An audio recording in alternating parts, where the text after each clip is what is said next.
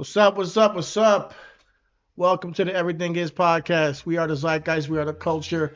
Thank you for joining us today. We're kicking it right into the show today. No opening monologue. We just gonna go right into things. So yes, I am your host, CT, Chitty Bang, and I'm with my tag team partner, Chris, the Most High, GloRilla Ayatollah himself. Chris, what's up, bro? I'm doing what my name say, boy. You see me Roll crumbling up up. the paper, you know. What Outcast say? I'm just crumbling herb. I'm just crumbling herb. You know, I'm chilling, man. Chilling. I thought I was gonna have a tag. I thought I was gonna have a solo match, but then Teddy Long said, "You're in a tag team match, brother." You know. I So made the I'm save, man. I here. just came back from injury, bro. Like I came in from my bro. I can't miss it. Nigga like Angelo Dawkins, nigga. You know, I'm Yeah. Montez just pointing to the entryway, waiting for you to come out. Word up, man. So yeah, Shout man. out to them. They won the tag team titles yesterday. Shout out to the Street Profits. Yes. Shout out to the Street Yeah. Profits. What are they? How many times have they won? 3-time tag champs? Four time Four tag. time. 4-time tag champs. 4 times. So shout out to the Street Bring Profits. the Doing their swag like thing. nobody can. Get You your know what red I'm solo saying? cups and celebrate, man. Honestly, I saw it coming a mile away once it was booked. I was like, all right, they're taking it this time. In London, let's go. Let's go. Yeah. But we're not here to Let's go.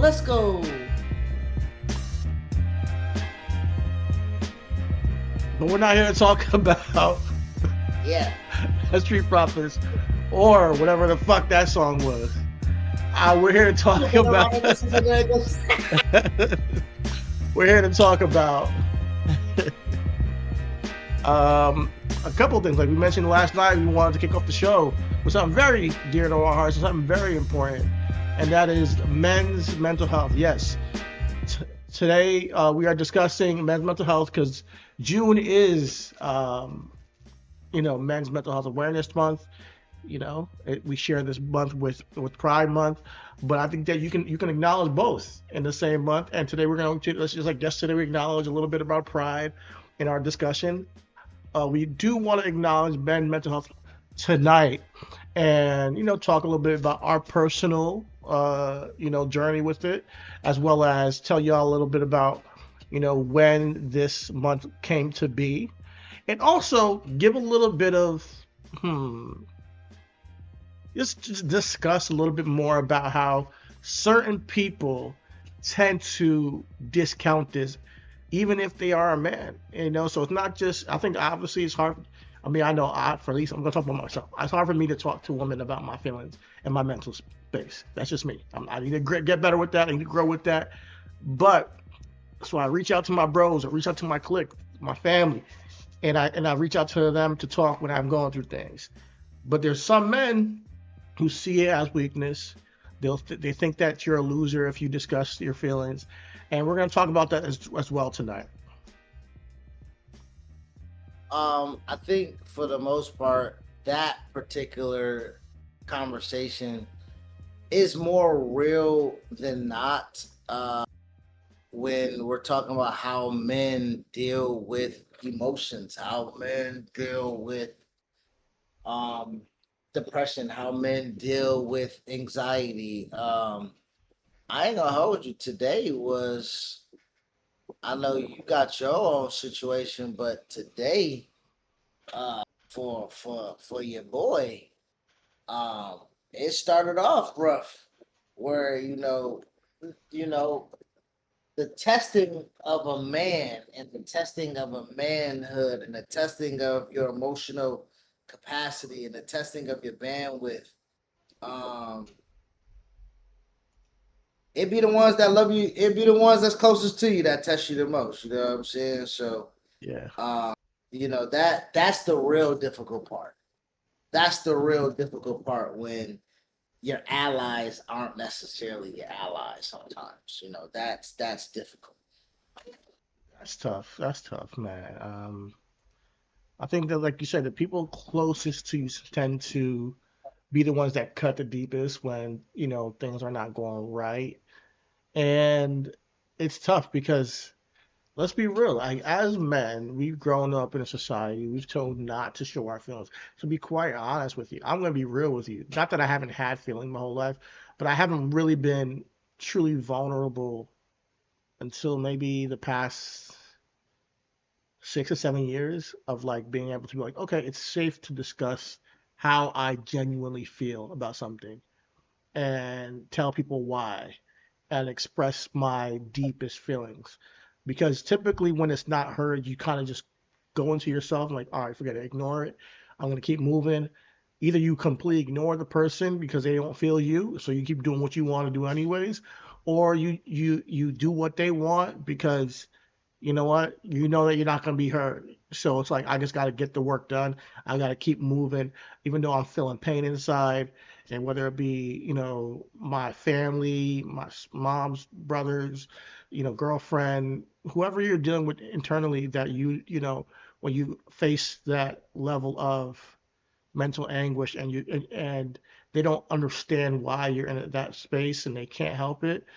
Um, Sometimes it's well, at least what I used to do is I used to just go internally and deal with it. I'm doing a lot of thinking about it on my own. I didn't really bring it to my bros, really into the past like 6 7 years. I was really just alone in my thoughts with a lot of what I've been going through. But what I found is that when I started to be more vulnerable with how I express my deepest feelings about whether it be my current state in life, how I see myself as a man, who I wanted to be and become who I'm not, and what the things I expected to happen in my life that didn't happen, and the regrets, the pains, the sufferings. When I started to express that with people like my brother here, Chris, and be vulnerable with that, it let me eh, be a little bit more easier on myself, and it also made me feel like I'm not alone. So I just want men out there to, from my perspective, hear that it's okay to not be okay. One, first and foremost, and two, please find somebody that you can express your state of mind to, because a lot of us don't have it. A lot of us are out here suffering in silence, and like we mentioned, sometimes that can turn into hatred of ourselves, which then can be turned into hatred of other people, and and blaming other people and blaming the system, and just a bunch of rage inside, which will then turn into altercations with the most people you love the most, or altercations with random strangers, even, potentially. So for us to be the most best version of ourselves, I do think it's best to seek support. If you don't have a friend, please find a decent a hotline, or a therapist, what that you can go to where you can just tell somebody how you're feeling. Sometimes even talking to a stranger helps. It works better than just being in your own head. Uh, and I think, as we talk about, um, as we are identifying the real life contributions to what it is and why it is we feel a certain type of way. I want to give a special, particular uh, shout out and response to uh, my brother Ray. You know what I'm saying? This is specifically for him, directed towards him. Um, he reached out last night, and I very much am appreciative of that, because um, that is the first step, right? And whether um, it's the first step of staying or leaving, the appreciation I have for him to think about um, me and his brother Rich during that time was important. And the reason why it's so important is because, um, to exactly what you just stated, there are times where you are so alone in your thoughts, in your mind, um, and the actions that you're trying to pursue. Um, the rut you're trying to climb out of, where you don't want to be a burden, or they got their own thing that they're going through, or whatever is the mental gymnastics that go on, because I do the same thing as to why you don't reach out. So I want to just say I appreciate him reaching out. Um, we had got done with the show and we was chopping it up and trying to, chat GPT and Claude and Gemini. We was trying to get our shit together. And in between that, get a chime from the voice, from the WhatsApp, and his twin. It was like, do you ever feel like you're just letting everyone down? Oh, I'm like, brother, all the time, like all the time. I'm a unemployed father. I'm an unemployed husband and father, right? And the anguish that I have, uh, the the the mental elastic is where elasticity, yeah. it it's wearing thin, right? You know Mhm. what I mean? Like the fitting of what I supposed to be don't fit no more, if that makes sense, right? So Yeah. I'm just like in a loose fitting, hanging off, like it just don't fit because I feel like that I'm not fitting into it, So Yeah. I understand, feeling like you're wasting space, right? Because you're like, damn, like what I'm gonna do, what am I doing? What's the purpose of what all of those thoughts, right, come into your mind. So I wanted Twin to know, and I expressed that to him last night, that uh this is a team, right? And he expressed that how he used to be there for everyone, and how he used to be the strong one, and how he used to be the one that people will rely on, and he was the shoulder, he was the ear, and he really don't know how to adjust in his role at the moment. So I just had to reassure him that his role is, hey, you don't let go of a rope until you lean on somebody. Once you lean on somebody, tap me, tap your brother, tap some, we'll grab that rope for you and you rest.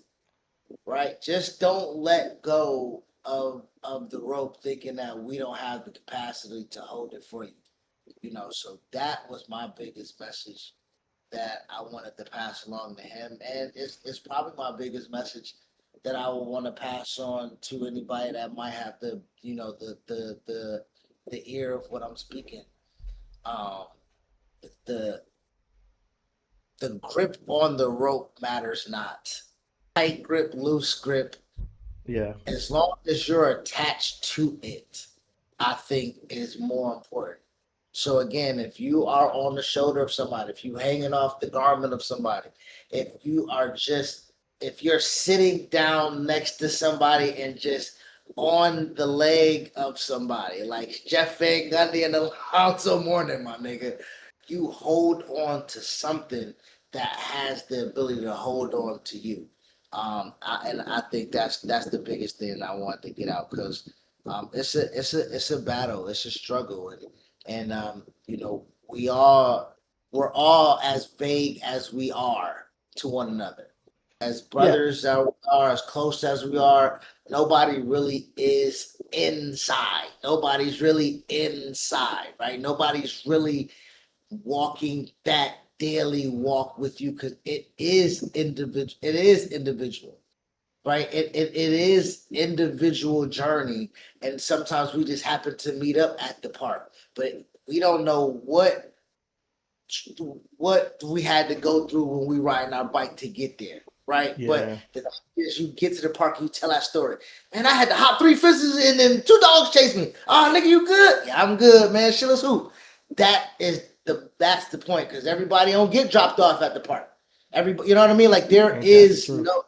there is no one way journey for this. So respect to everybody's journey, peace to everybody's journey, and one thing I will say is hold on, Yeah. hold on, it's worth holding on, man. and to double down on your comments to Ray. I want to commend him first and foremost for being honestly one of the strongest people that I know because it's not easy being vulnerable. I think that we get it twisted. I think there's a trick being played on us. We there's a trick being played on us as men that being vulnerable isn't strength. I think that's the hardest thing to do is to reveal yourself to people and be strong in that and be like, this is how I feel. We can't show ourselves being weak or crying or whatever. I think that's strength because that's human. And I want to give him props because honestly, this show, this episode, he reminded us day one of this month that it was men's mental health month. You Yeah. know, so I would love. I mean, I definitely want to give him his props for being so intentional about that. And honestly, I think that you reminding us, and I know that it's easy to forget. Like, hey, check in with your bros, check in with your brain.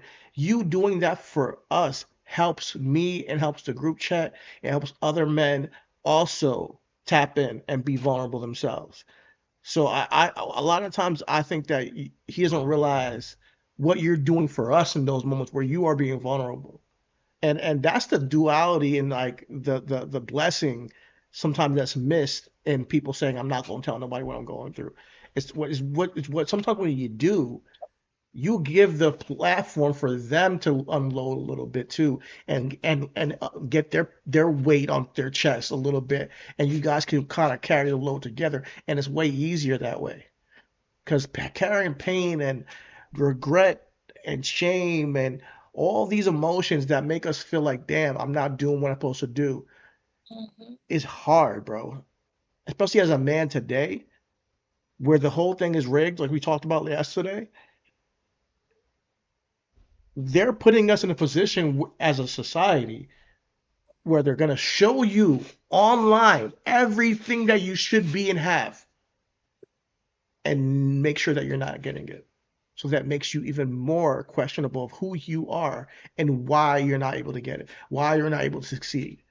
And that's the false um, game mind trick they're playing on you on the side that they're playing on everyone. And it's not just men, guys, but we're talking about men today because if you're not like the whole thing with the people saying, oh, you gotta be a certain height, you gotta make six figures to get a date, you got all that shit is all superficial. If you're being real, the substantive of a man is what you do and how you stand up for the people you love and you care about with what you got and with what you have on each day. If you can put your head down at night and say, listen, I tried my all, and we still weren't able to cross the finish line, but I tried my all for my family. You're not letting them down. You're not letting anybody down if you give it your all.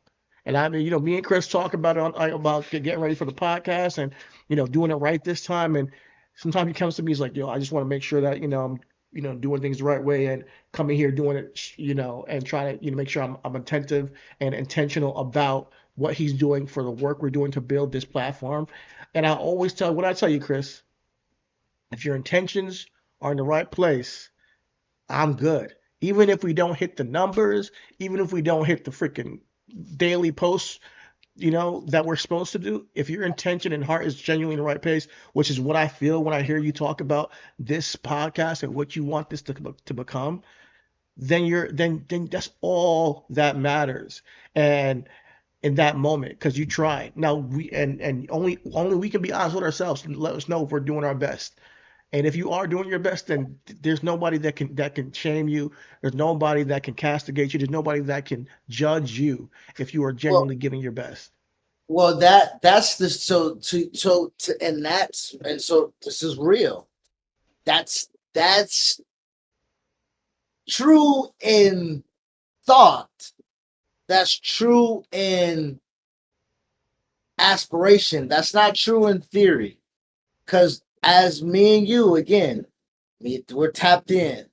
We're doing creating our segments. We're breaking down our shorts. We're editing the shows. I'm texting back and forth with Rich and Twin up until 4 o'clock in the morning.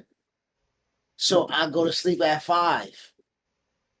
A nigga get mad at me because I didn't wake up at 7 this morning to help with the kids. You know what I mean? Like, because it's like, well, you chose to do that. Like, you chose, nobody forced you, like nobody asked you, like that's a hobby. Like, you know what I mean? Like, that's the stuff. And so when me and you talking, and again, when it's like, I drug you back outside because I needed this. Like, again, we talking about mental health. This right now is so important to me.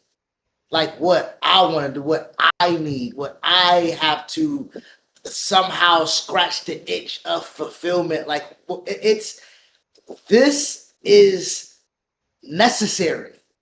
So on one hand, I have to show my guy and appreciative, because again, last time was out of, pure fun. Hey, fuck the audience. We doing this for ourselves, but and we missed the mark. We missed the boat. We didn't necessarily full throttle what was necessary to make content creation what we seen content creation, the boom of that to be. So, but that seeped into me. Missing the boat, missing my moment, seeing other podcasts, wrestling podcasts, sports podcasts, getting the looks, getting the likes, getting the invitation. Hell, the inside people that we know getting the traction that, you know what I mean? Like, legitimately, like when we talk about West, you know what I'm saying? We talk about fourth rope, my nigga. I was there at the beginning of those conversations with bro when he wanted to start the wrestling promotion. It was like, hey, keep doing the work, I'll find you. I stopped doing the work. You know what I mean? Yeah. So now when Fourth Rope was on a fucking worldwide tour right now, and it's in fucking Paris, and he's about to be in Essence Fest, and my niggas doing WrestleMania weekends and shit like that, we supposed to be in lockstep with that. Absolutely. So like, again, but no regrets though, and I hear where you're coming from. Yeah, but everything happens. But you have to fight that though. That's a fight, and you have to find something that you can that can pull you out from that. Because if you don't, you will continuously live in that regret. You would, what Beyonce say, resent. Nigga, you have resentment like a motherfucker. Sing that one more time. Do it one more time. Resent. I don't know why, but whatever note you're hitting when you sing that, they block you out. Your mic is going out every single time. Your mic is like, no, we're not doing that. We're not doing the Beyonce. I had to have you do it twice, like just to see if I'm not tripping. But you're right, man. Resentment, man. Yeah. Resentment, regret. These are these are things that your brains are telling you, and I think that they're meant to push you. Don't get me wrong. I think your brain's meant to, but it gets to a point where you feel defeated, and that's when you need to reach out. Don't get me wrong. Like, I might, wake up like, damn, I forgot to get things ready for my nephew to get on the school bus. Yeah, damn, I should beat myself up, and then I gotta get over that so I can get and function throughout the day. But if I hold on to that regret, then I'm beating myself up no matter what constantly. Your brain is to tell you, is all that is for your brain to tell you, hey man, you can do better. A lot of times your brain is telling you can do it better. So you want to use that feeling as a tool, but when you get to the point where it's a consistent narrative day by day and you feel that weight on you, you got to reach out to somebody, please. That depressive state where you're like, man, I don't even want to get up out of bed right now. Man, I don't even know what I want to do today. I don't even feel like, I don't even have the answers. Man, listen, man, me and you talked. Listen, for the past 4 years, listen, I'm shocked that I'm here too. Like, the past 4 years, I was building a whole new career. And it's like it fell through my fingers too. And the first 3 months of this year, man, was really hard for me, bro. I was like in a state of depression, but ignoring it almost, you know, ignoring how I'm feeling really, because I'm like, nah, I'm gonna figure it out, you know. It wasn't until I broke down and realized, yo, I don't have the answers. I don't know what's going on in my life right now. I feel stuck. I feel like, hopeless. That I found a way to reach out to you guys, tell y'all how I'm feeling. Y'all give me your feedback and make me feel seen, you know? And that made it easier for me to then tell people that are in my day to day life what I'm going through. And even if they didn't understand always in the moment, they knew I was going through something. And it's good for people who are you're dealing with on a day to day basis, even if they don't understand the moment, that they understand who you are and what you're going through. And don't, and it's hard because this is what I'm going to say. It's hard not to be angry for the people that are closest to you to not see the full you in the way that you are feeling things. But it does not mean that they don't care. That's what I'm trying to say. It's like sometimes when you're going through a mental health crisis or depression or something like that, first of all, realizing it yourself is one thing. Then getting other people to realize how bad it's been for you in turn inside. They're not in your body, so they can't really understand the gravity of why you may need to hop on the pod, or why you may need to do what you're doing with the work every single night. So it's hard to um Nigga, even take a smoke break. Like why? Like I just need 10, 15 minutes to let me play my song three times back to back to back and smoke one time. You know what I mean? yeah. Like The like days just stuff like that. You the know? days are going, like, and it's always something to do, especially you as a father. I know it's a lot. It's always something you could be doing. So even me, when I ask you, hey, can you help me out with something, I feel guilty sometimes because I'm like, damn, like I know you probably on the other end dealing with, the kids and all that. But I think there's, like I always say, I say there's something about living this life experience that is, there's certain things that are only going to be for you and whatever your spiritual leader is, whether it's God, whether it's Jesus Christ, whether it's Buddha, whether it's, Muhammad, whatever you pray to, or whatever outside source, or maybe it's just your inner spirit, your higher self. Some things are just for you and that entity, your angels, your spirit guides, whatever it may be. And you talk to them, and sometimes you can get answers. Sometimes you can feel like you're heard even. And I know that's some woo woo shit sometimes, but if you don't have anybody, pray.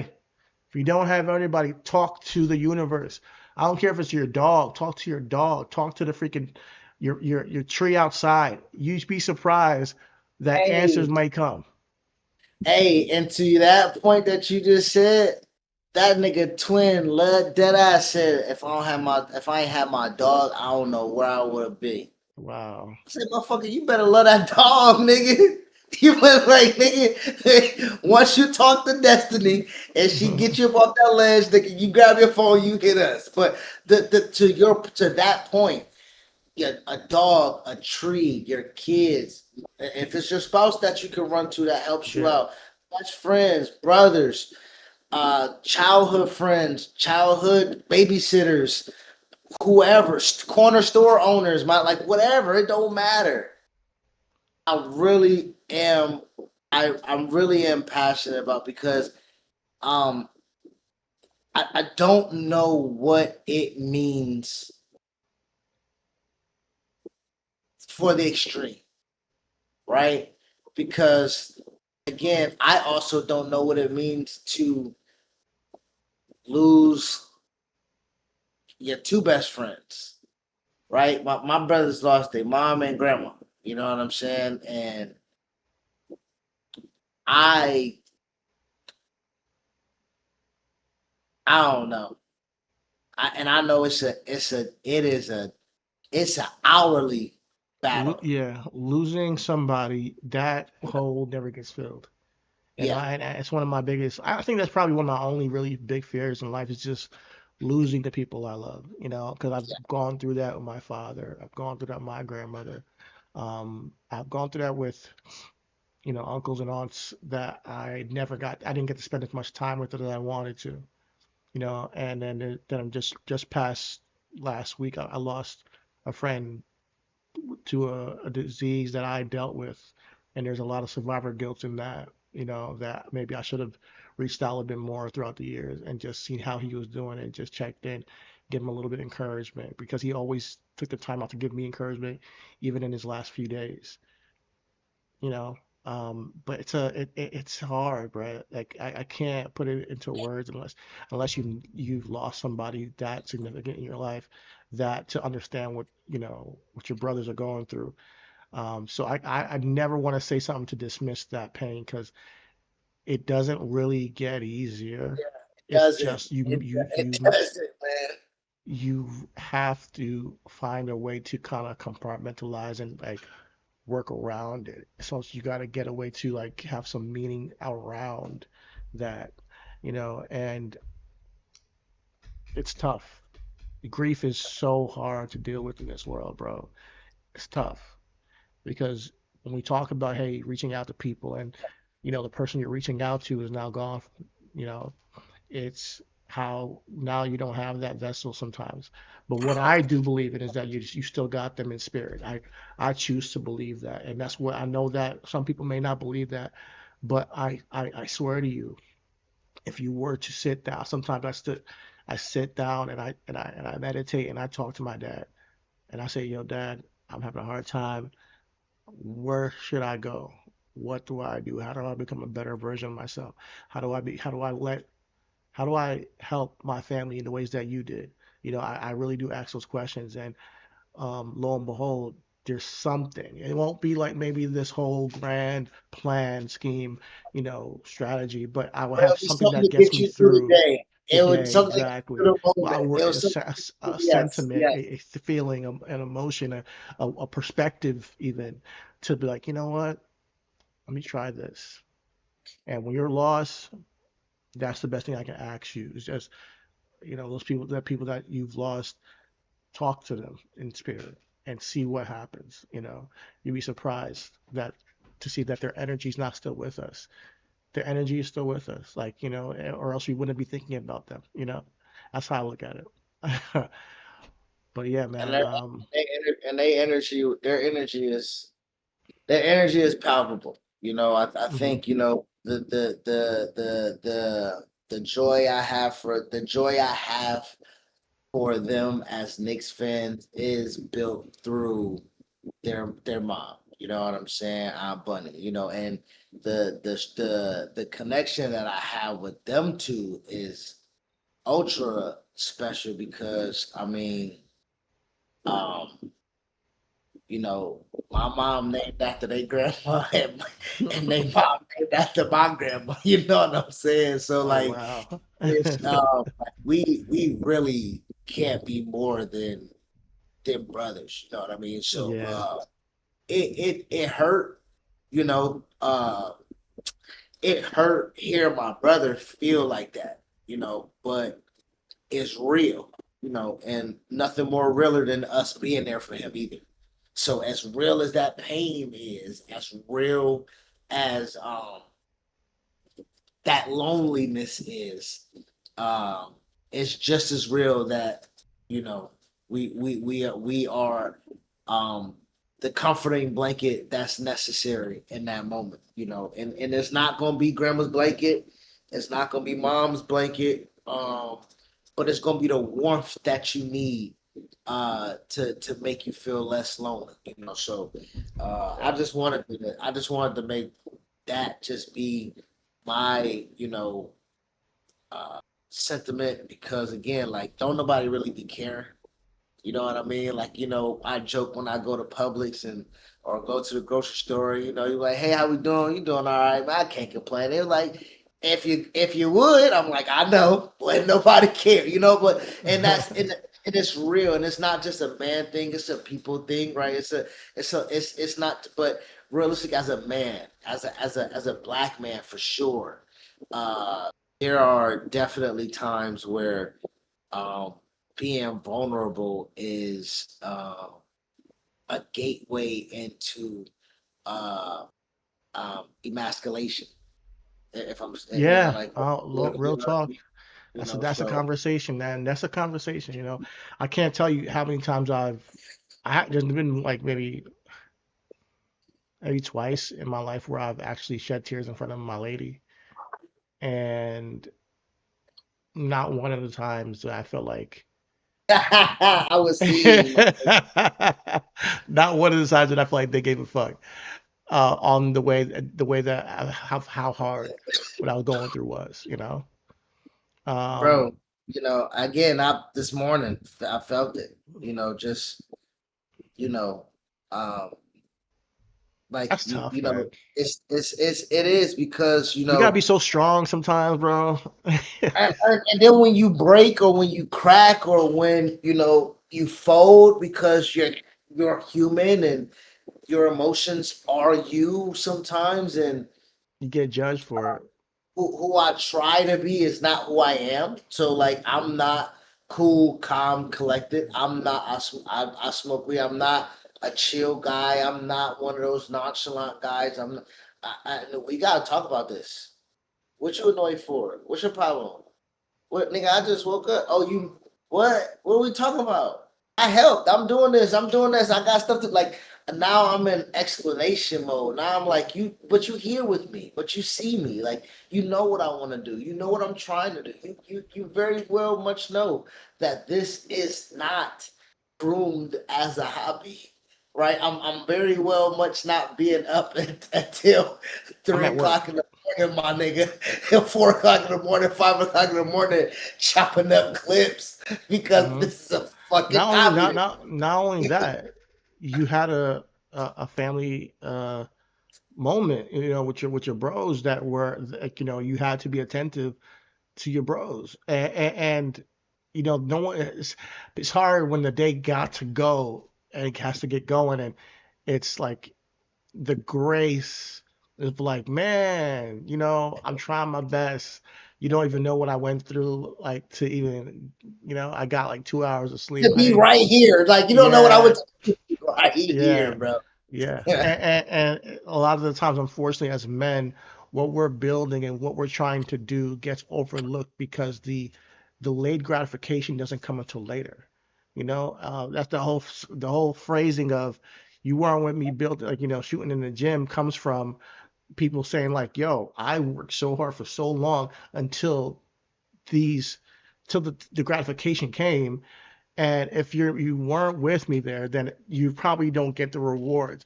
But and I feel like being there and being present are two different things. You know what I mean? Yeah, no, I absolutely, bro, Yeah. absolutely. And we get judged by not being both at the same time.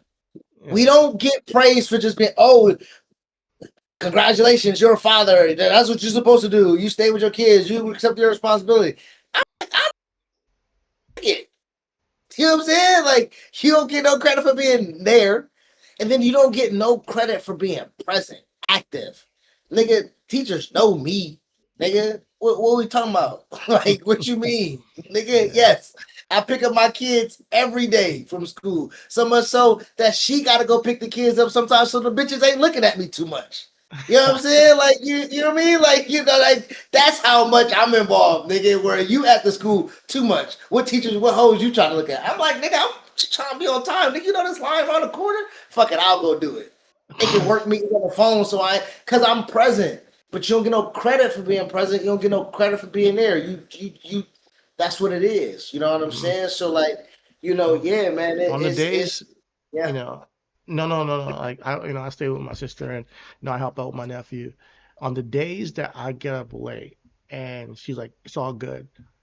Go, you can go back to bed." I thank her so much because I'm trying my best to get myself into a better place of life throughout the night, you know.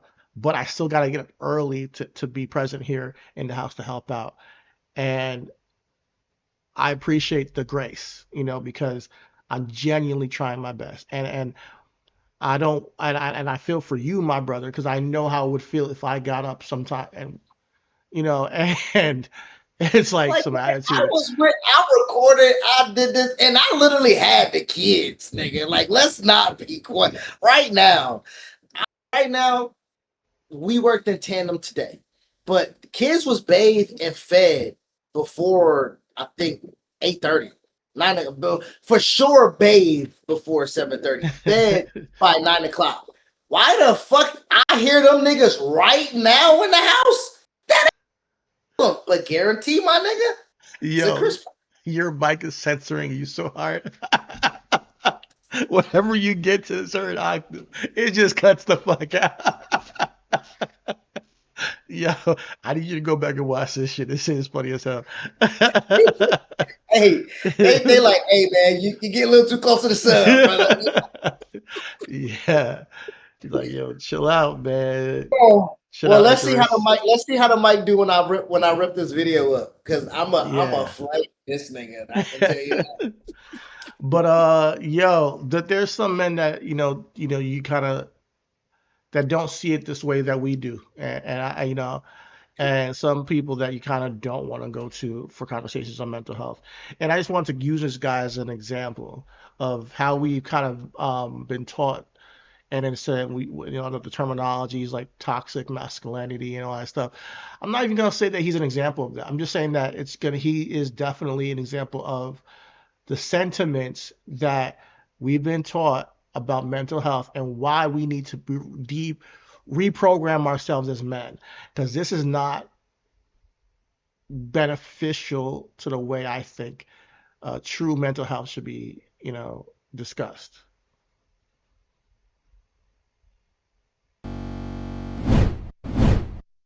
Out of your mouth then. I'm depressed, I have anxiety, I'm dealing with mental health. Just when women even talk to me and they ask me like, so how is your mental health? Like, what do you feel about men's mental health? I don't even understand what you're trying to say. Are you asking me what do I feel about losers that are like mad they're losers? What are you asking me right now? That's the only thing that you could mean here, because I don't think you can just catch this mental health virus. I don't think it's a virus. I think it's a response to your life. If you're incompetent, your brain is going to send signals. Hey, feel horrible, feel bad for being a loser. Hey, you're a loser, feel bad. That's what your brain is telling you. That's depression right there. You want to know what depression and anxiety is? Your brain saying, hey, you're a loser, feel bad. You're a loser. Feel bad about it. You're ugly. Feel bad about it. Yo, you're poor. Feel bad. I mean, you gotta love your brain. Your brain is looking out for you. Your brain's like your best friend. If your brain wasn't sending you these signals, then you would really be in trouble. Let's not demonize our brain here, guys. Saying things like mental health and mental illness, anxiety and depression. No, that's just your homie. That's your brain. Because your brain doesn't want to be in a loser's body. Like your brain wants to be on a yacht. Your brain wants to be successful, famous, rich, with like a supermodel wife. But your brain is like, why am I controlling the body of a loser? We're supposed to be rich. Hey man, here's some depression. Here, take this anxiety so we can go and be a rich live streamer in Miami. I think we mischaracterize depression and anxiety. Our brain is really just misunderstood.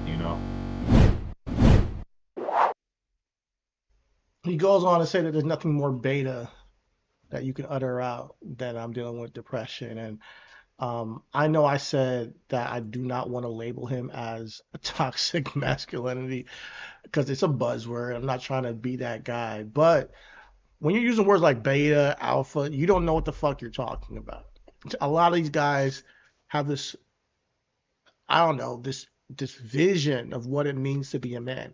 And I'm like, I struggle with like who raised you, bro? Because what I hear is a lot of hurt ass men telling men how to be men when they're little boys. Like he sounds like a boy. Like all the things he said are completely shallow. It's like a guy who has not gone through the struggle of being with a woman and working hard and you know and he talks about if you have a supermodel girlfriend. Like these are all little boy mentality thoughts to me. And I don't, I'm not trying to shame the guy, but I want to recognize that this is not healthy. guys. This whole manosphere bullshit is not healthy. A lot of our young men are being indoctrinated into these thought processes that are going to perpetuate more and more struggles with mental health. Because one, they're told that they're a pussy, they're a loser if they're not feeling all right. So they're told that the message is it's not okay to be not okay. It's because you're a loser. You're not competent. And what does that lead to? If you're not competent and you're a loser and you're not getting the results you want out of life, it's going to lead to depression. It's going to lead to you then, hopefully, not doing something to harm yourself, and that's potentially permanent. And I feel for the guys, and I feel for him even because the perspective is so bad. It's so anti um anti it's anti self-improvement. Self-improvement, it takes a lot of vulnerability. And I think that's what's missing in the conversation. You done? Yeah, go ahead. No, I'm just waiting for you to just speak your piece. First of all, what he got on his dresser? Like what is that?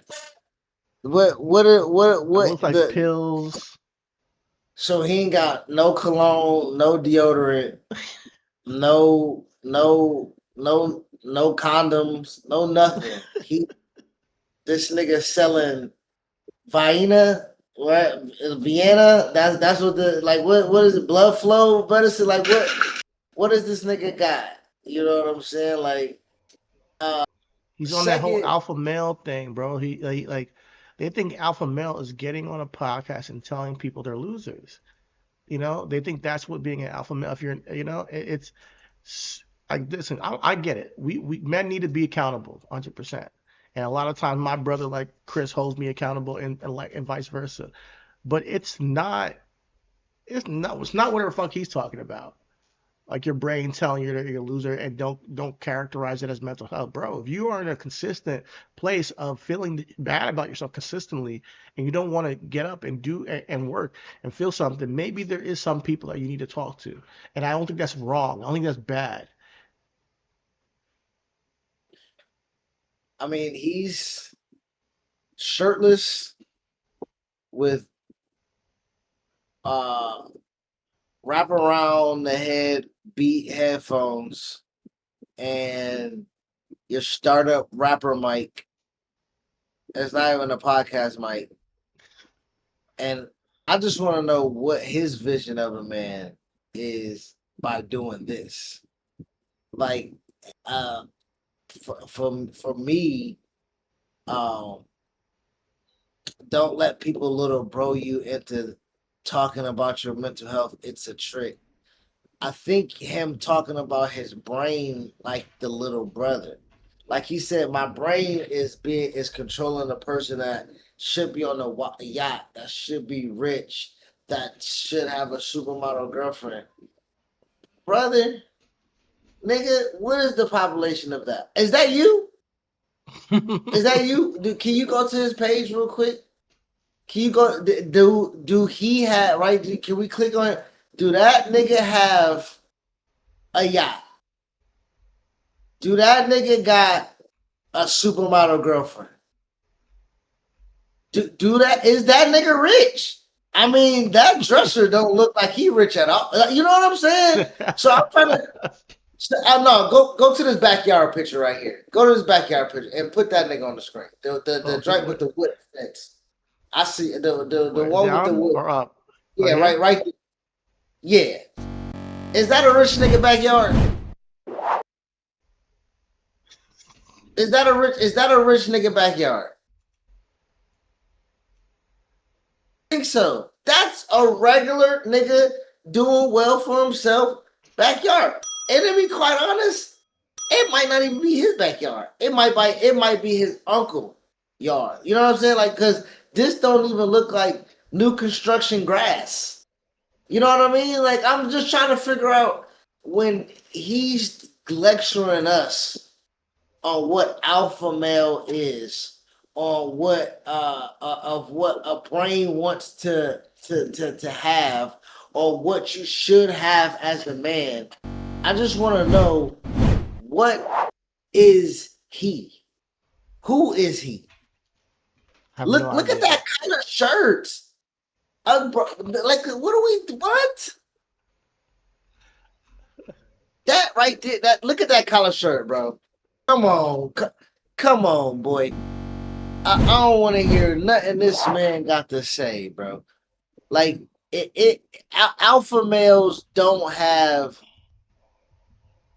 to tell another male what to do. For me, of what you know what I mean? An alpha male is first and foremost, what the fuck is that? What is that? What is the alpha male? An alpha male is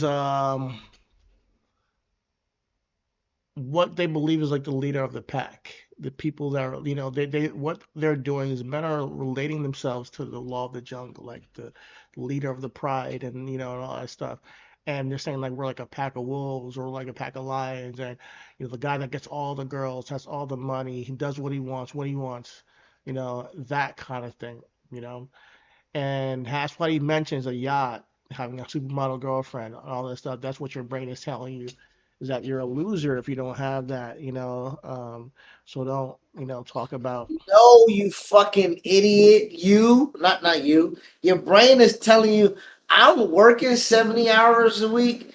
I can't pay rent. Nigga, that's what your brain is. Your brain is calculating math, motherfucker. Like, your brain is doing, wait a minute. Okay, I went to work. I pay insurance. I gotta pay gas. I gotta pay lights. I gotta pay internet. I gotta pay my phone. Shit, I ain't paid rent yet. Nigga, that's what your brain is doing, motherfucker. Like, and that's with people who have, like, how many, let's see. I think that he's trying to do this whole a 6-figure job. He's a guy that's like, be lean, be fit. If you're fat, you're not alpha. Take accountability, go into the gym and get some bitches type nigga. He might be using steroids or peptides or some shit like that. I like, these type of dudes that believe that the image, like the exterior of what you show people, is what it means to be a man. When the truth of the matter is what you do on a day-to-day basis and your internal moral compass is a true testament to what a man is. And that's why we say real recognize real. When you go out someplace and you dap a dude up and you guys get to talking, and you see that he has a certain type of way he moves through life and how he talks about women, how he talks about other people, and how he doesn't tolerate certain things, you can recognize real, because you understand that there's something beyond the man that's you see in front of you, regardless of him wearing a three-piece vintage suit, or not vintage, but designer suit, or whether he's in fucking sweats and t-shirt. You can tell who is a real man, and it has nothing to do with that.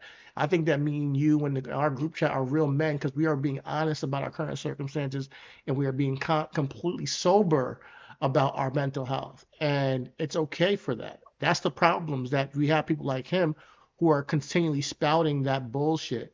People who are saying that there's no such thing as mental health and that you shouldn't talk about. No, you gotta sometimes reach out to people, bro. You gotta reach out to people and be okay with saying, I'm not reaching where I want to be, or I'm not, like you said, I'm not able to pay my rent. And I really put all my time into my job and my experiences, and it didn't give me what I thought out of it. It can put you in a state of despair mentally, and I don't think he's ever been through something like that. He might be living in his mom's basement for all I know. Well, I mean, so there are numbers to back up. So 6 figures is fairly good, right? But 6 figures don't get you a yacht, right? Like, that is that right? So, like, how much money do you have to buy a yacht? Because when we speak of Comfortably, not just to buy a yacht, to have a buy yacht and still be able to pay for your mortgage.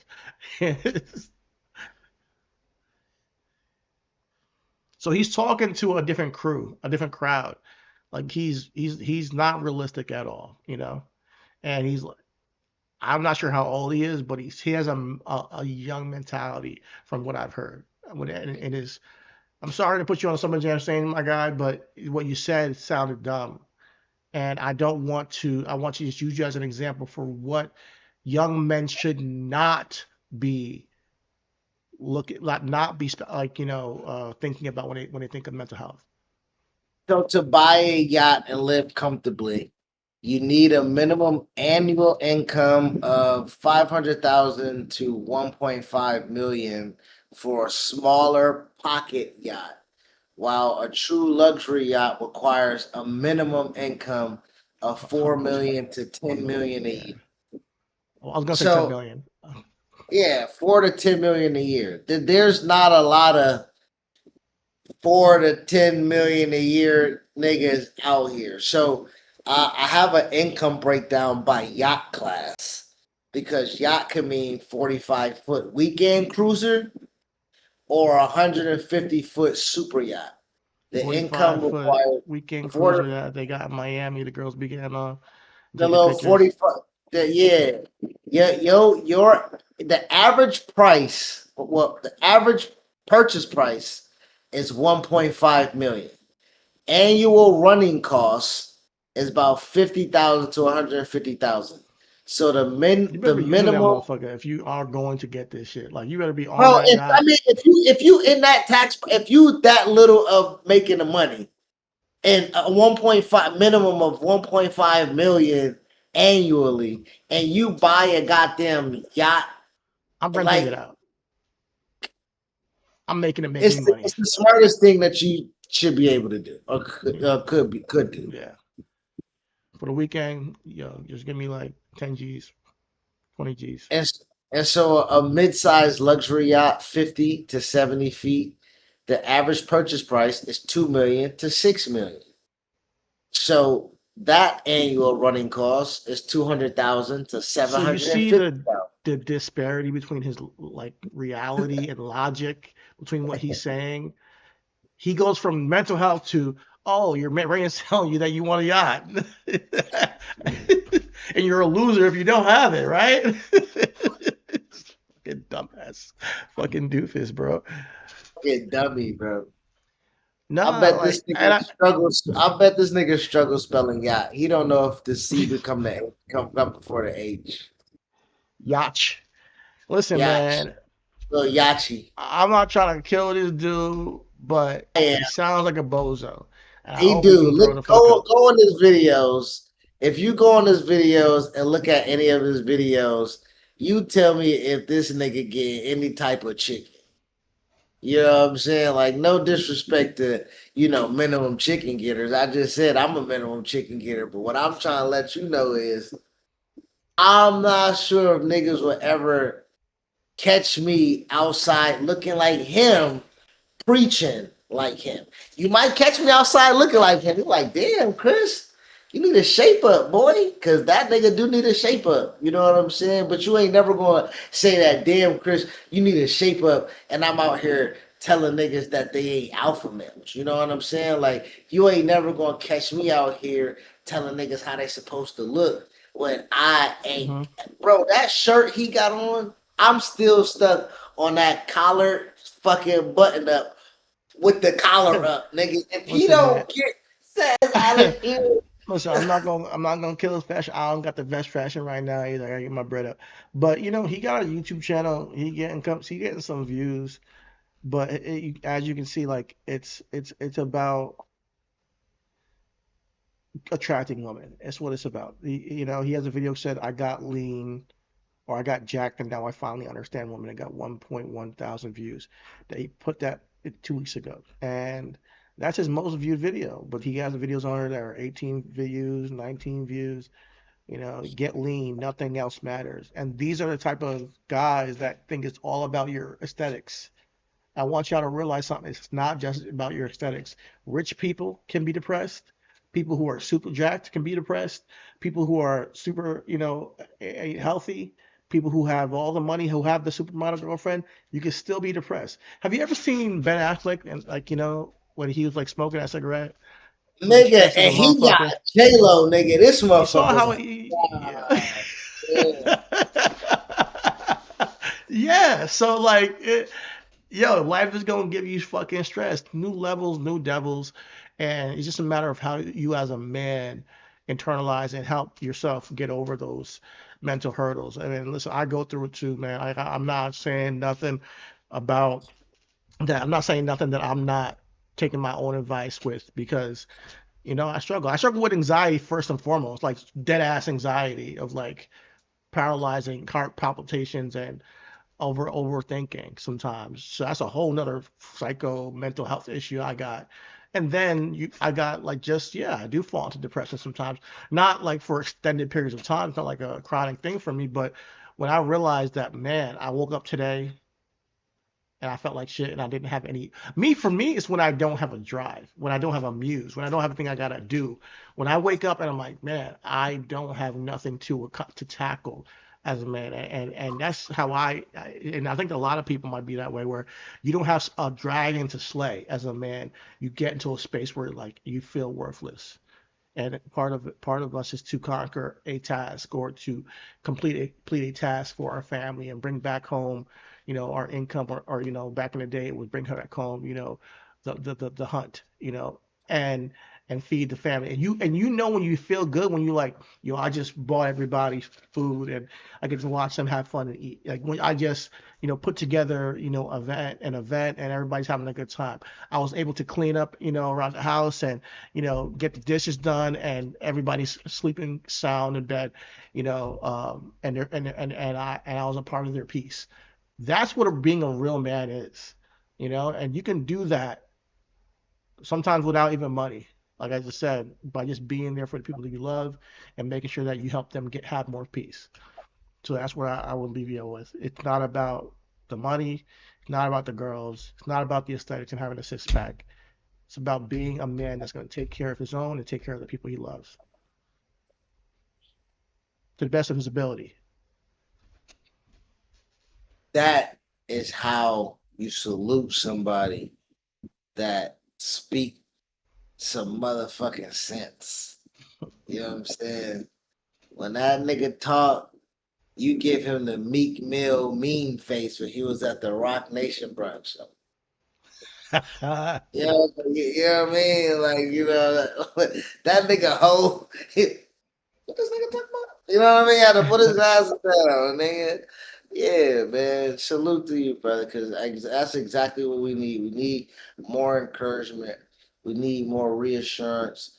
We need more validation and how it is that we feel, because it's real, regardless of your mind playing tricks on you or not, my nigga. It's my mind playing tricks on me. So feel empathy from me, my nigga. Shut the fuck up and then let me work through it, because clearly you're not in my mind. I don't know what my mind got going on. We got some shit we trying to figure out. But I don't need you looking at me and telling me that what I'm going through is fake. Cause that right there, that's not the way. You know what I'm saying? Like that's how you can that's how rage happens. Oof, Right. yes. That's how rage happens. You telling me Yeah. what the fuck I'm going through ain't real, nigga, and I'm going through it right now. Oh my God, bro.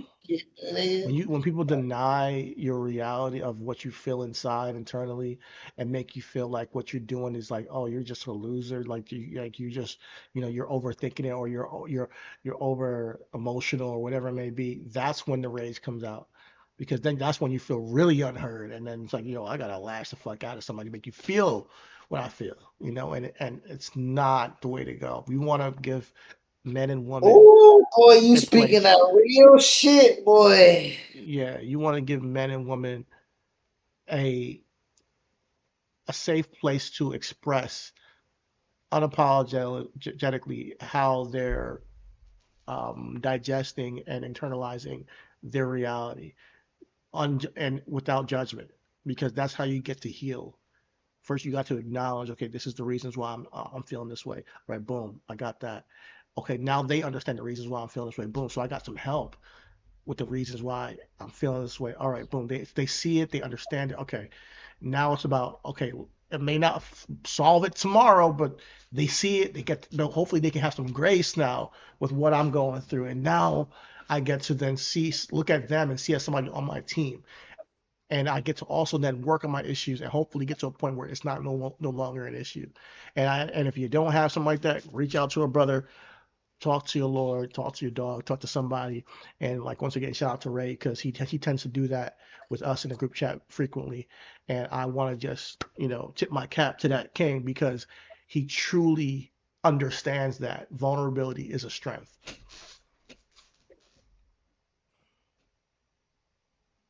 Couldn't add nothing to that. I had to make sure that's a clip, nigga. You want to fuck that up? I'll be clip farming, bro. Like, let me just get my clip shit out. No, can't even hold you. Nah, I don't know. I just be talking sometimes. And I'm like, was that a clip? All right, somebody made a clip.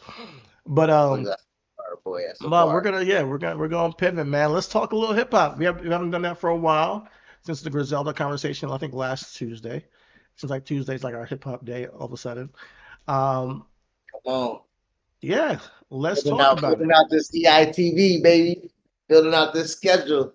Yeah. Yeah. Listen, man, I'm really excited about what we're doing here on this pod, on this VOD, if you want to call it a visual podcast, whatever you want to call it. I know we're not on Apple yet, we're not on Spotify yet, but we'll discuss that one day and see if it's worth putting there. But well, yeah, man, we're really building out what we are doing here on Everything Is, and making it more structured, so you guys as a viewer can have a more a pleasant experience and tapping into our content, and how and our topical issues on the days that you want to hear what you want to hear. So you may not be into our political conversations, but our hip hop takes, you love it. You come here on Tuesdays to get it. You may be like, yo, I'm just waiting for Chris to put on that tinfoil hat. It might be on Fridays, Conspiracy Corner, guys. Or maybe you love our political takes, and you like, what? I love that these guys do research. I love that they have receipts on what they're talking about. Listen, Wednesdays, we might be doing a whole day of reading receipts on different topics. So just stay tuned with us, stay strong with us. Definitely hit the subscribe button if you're here with us. If you are here with us, you are a real one. You are a day one person. Listen, we are less than 100 subscribers, guys. Definitely hit the subscribe button, because we're trying to get there ASAP. I mean, we want to get there by the end of the month, but we only got one more week. Probably ain't going to happen. But we want you guys to be here. Don't go with the next. We might get a spike. We might spike. We might this conversation might spike. I know your nephew might unsubscribe, nigga. But this we might go viral. Who knows? Okay, so let you introduce the first topic, because where you want to go with this one? Because we got a couple of different ways we can tackle this hip hop conversation. Well, okay, so I scrolling. And of course, I love Twitter, and I'm scrolling and I come across the tweet: J. Cole's The Fall Off departs this week's Billboard 200 after 18 weeks on the chart. It is his only studio album to spend less than a year on the charts. So, and then, somebody tweets and said, of course, it can re-enter in the future if it has a spike in popularity. And the popularity is like, I don't, that word on that sentence is like, yeah, hold on, my nigga. Because I think The Fall Off, to me, had the worst fan reaction engagement. I don't believe that album has a lot of staying power, even with the rapid fan base that J. Cole has. Clearly, niggas ain't streaming it enough. You know what I'm saying? But 18 weeks is not what is that, 6 months? 18 weeks is what? No, it's not 6 months. It's not 6 months. Okay. I mean, the album hasn't even been out for 6 months, has it? It came out like February. So February. 18 weeks. That's like what, 4? Wait, let me. Yeah. Okay, 4.5 months. No, 4 months is 16. So 4.5. Yeah. All right. So 4.5 months? yeah, four and a Okay. half. Yeah, right. You're right. So yeah. So man, I feel like I gotta hold my tongue because I might get jumped in this bitch if I talk about J. Cole badly. Yo, I might have to, Okay, first and foremost, do you think it was fuck a good album? Like, we're not about to do that. Is that album something that you replay? I played it all the way through one time and haven't done it again. I have Okay. gone back to listen to a couple of songs after it, like within the first like couple of weeks, and then I haven't touched it since. And I think that's not fair because I do want to go back and listen to it because I know the caliber of rapper J. Cole is. But I do. I just what happened to me was after go J. ahead. Cole went on that press tour and he started talking, I was turned the fuck off. I was dead ass turned the fuck off from how he presented his angle on so many different things that had happened with the battle, how he approached this album, how he approached rapping as a whole art form, his approach to having his features, and the way he talked about it. It made me feel like, oh nigga, like you've been putting on a facade. And that's just me. Like me, when I see through somebody, I'm like turned off. So now I hear you through that lens. It's the same thing I went through with Drake. I hear you through a certain lens. I just can't be like, oh, that song sounds good. No, I hear you through that lens of the person who's writing this and why you wrote this.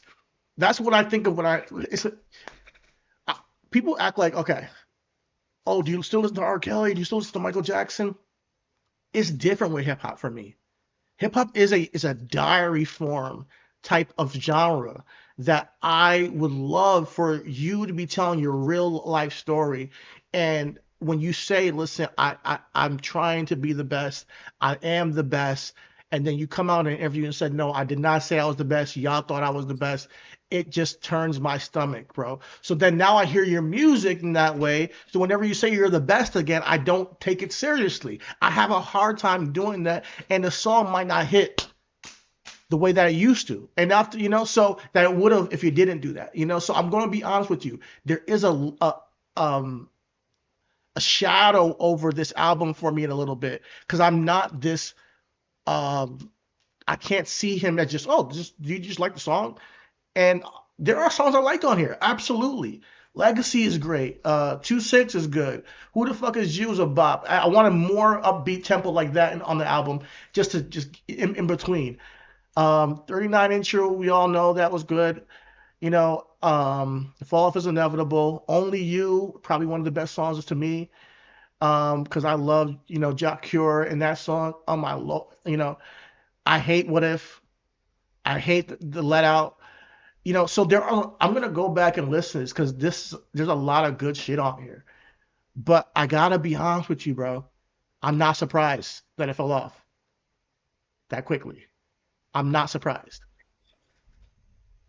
Now I'm gonna be I'm glad I let you get that off because one, I agree and I disagree. I agree with that hip hop is a diary form, but hip hop also can be spoken through the lens of a persona, of an alter ego, of someone else, right? I do want to give kind of that. I think I listen to rap differently than people. I'm sorry, I didn't mean to cut you off, but No, but the more and more I listen, like the more I look at like my history of rap and then how I look at rap today, I've always liked the people who I felt like that's who they are. Nas, no, the I Andre which I 3000s, the Lil Waynes. Like I never felt like they were putting on a persona.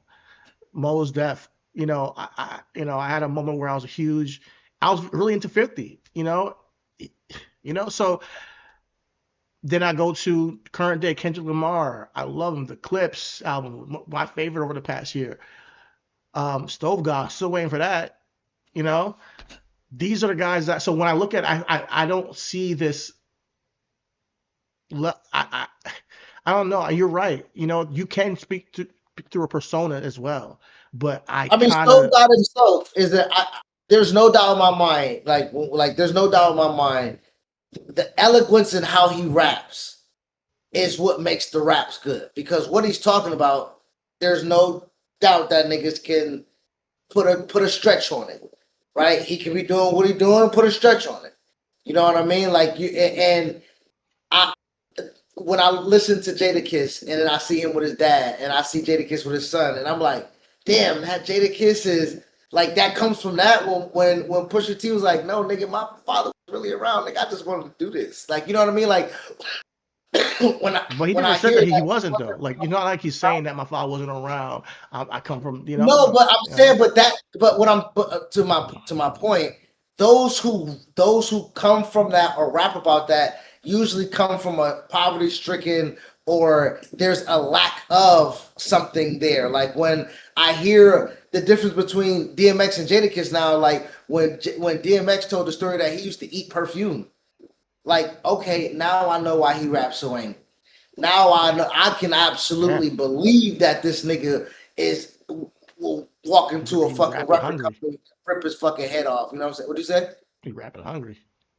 Yo, I mean, he was in a foster home, right? So like when you hear when you hear the pain and the struggle to my man's mental health, when you hear him praying before he go and demolish the motherfucking album, like that is for the part of what we're talking about, the realness, the authenticity of, I believe that. You got niggas right now still trying to pick away at Hove 92 bricks. Like, nigga, it was, even if it was an exaggeration of the 92 bricks, could you not believe that he had a plug in St. Thomas when the nigga is OG Juan?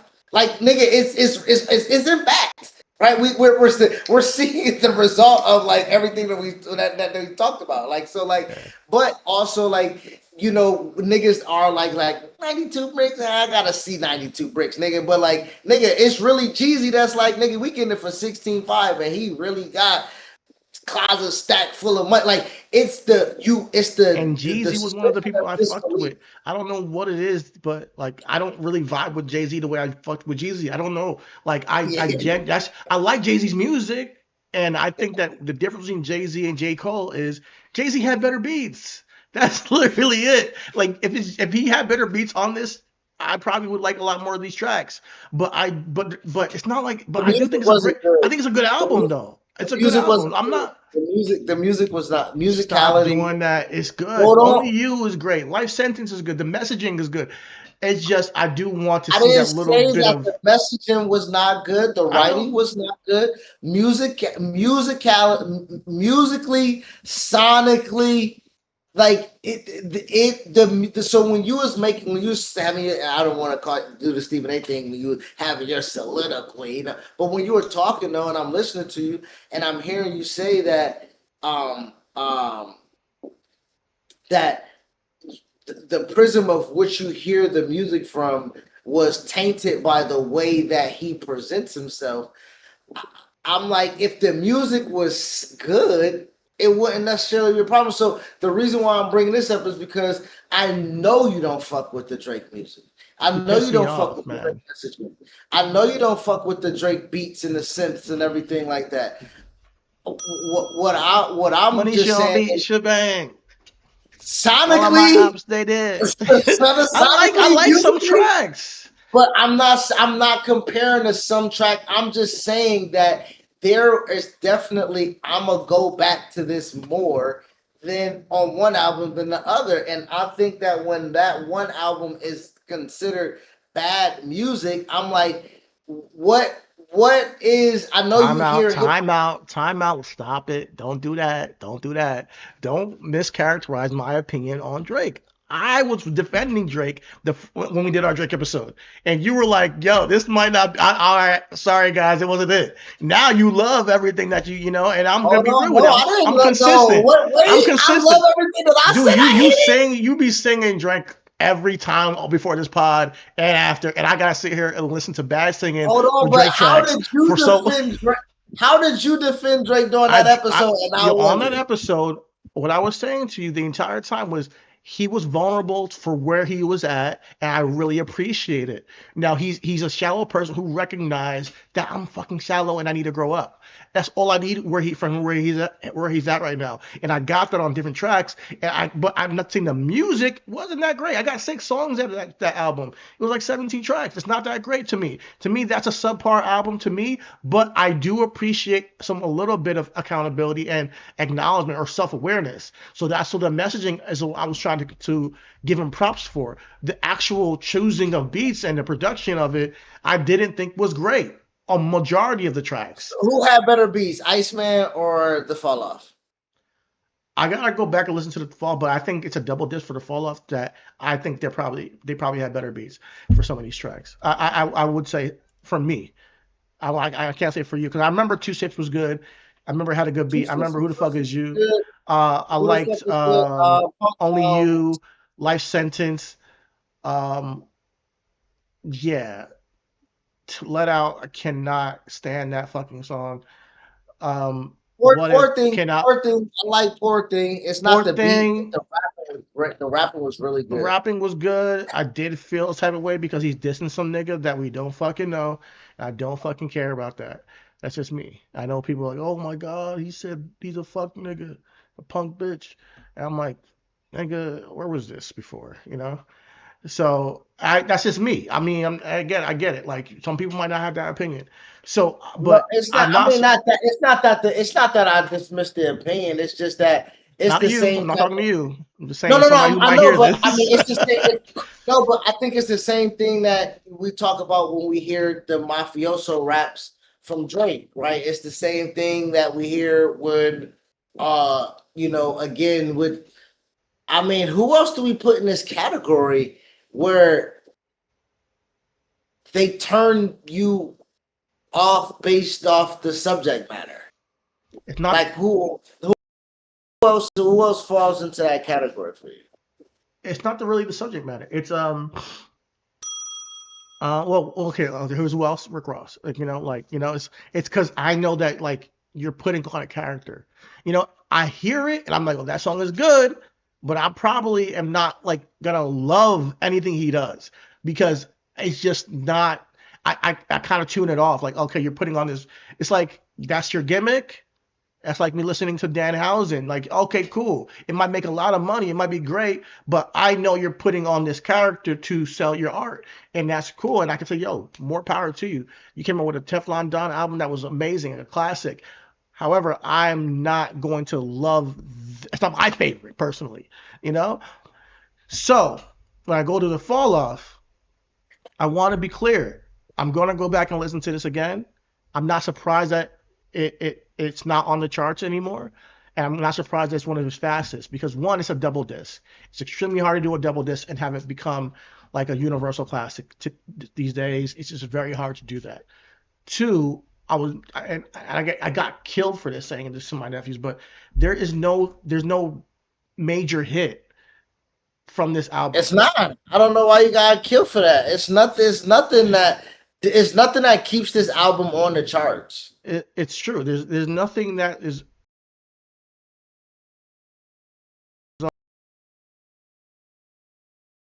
good. My mic good? Brother? Is my mic good? Yeah, I hear you now. Yeah, so there's nothing exactly like you said. There's nothing that's undeniably a universal hit that I think is gonna last, much less the test of time, much less this fucking year. Like we're like, yo, we're still playing it. Like we were still hearing Squabble Up, and to the point we got sick of it, So it was on commercials. It was being licensed. It was on ESPN. Yeah. It was and what Rashid said to me is that J. Cole, left the whole commercial shit a long time ago. Okay, then. That's what he said. A long time ago. That's what he said to me. The nigga just did first-person shooter. But that's Drake's song. Nigga, he hopped on a Drake song and thought it wasn't gonna be commercial? No. He's saying that his albums, like his aspirations for making I'm not hearing that, nigga. I'm not hearing that. Hold on. No, I'm not hearing that. J. Cole What's his last commercial hit, like big time? I'm about to do that right now. Yeah, I don't know, what it would be, Legacy was considered commercial. but Legacy was the standout track from the fall off. Before Legacy.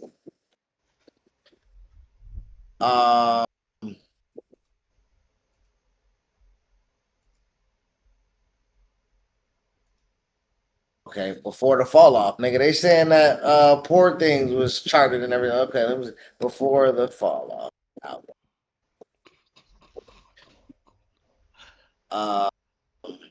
First person shooter. Exactly what I'm saying. I know exactly what they're doing, man. Listen, like he's just not that artist, you know, and I'm fine with it, but I don't think the fall off is for everybody, and that's fine. I think that for J. Cole fans, this is gonna be something you replay throughout the whole year. You're gonna love, you're gonna appreciate every single bar, every single line, every single beat, every single song, and you get the picture. You get the full picture. You get like, okay, this is this one, and this is why he did it this way. This is this too. You know what it was? It's Mr. Around the Big Steppers. No, 7 Minute Drill. 7 Minute Drill. Okay. 7 Minute Drill was J. Cole's last charting song before the fall off. It charted at number 6. It charted at number 6. He was talking that shit on that joint, and then he had to delete it. Little. So that I like that joint too, man. But he deleted I like that. But he deleted it. And he don't like. He said he did some whack shit. One of the most corny things he's ever done is make that song. So let's go beyond that. Now I gotta do before 7 Minute Drill. God damn, boy. It's a long time since he's done like a real hit from his own album that Let's see. that I think would be universally acclaimed. And maybe it's more. Maybe Legacy's getting more play than I thought, but I don't hear it.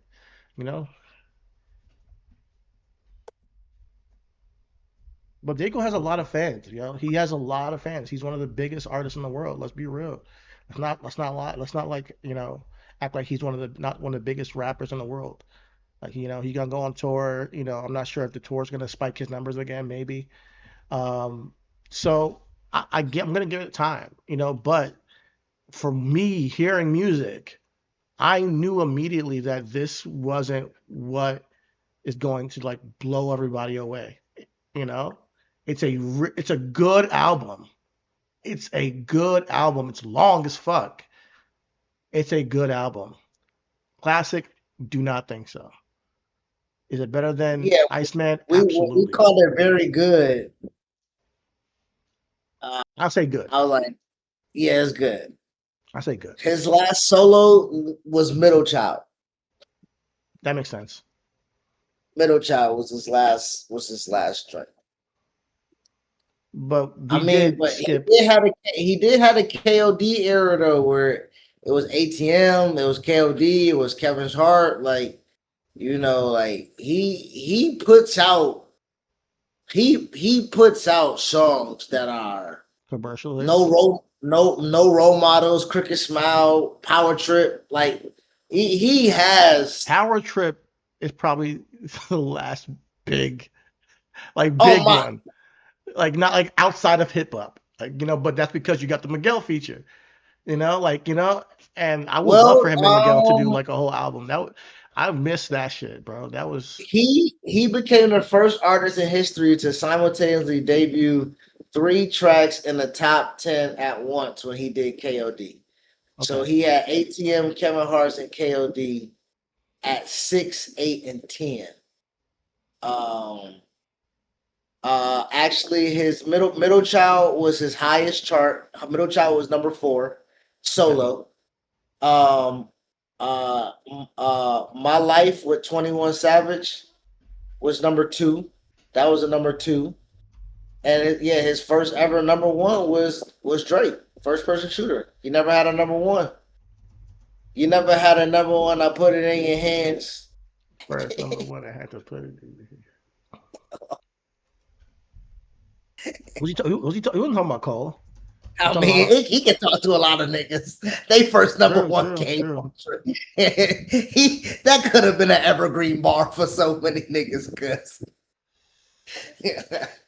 So yeah, you're right. Middle Child is the one.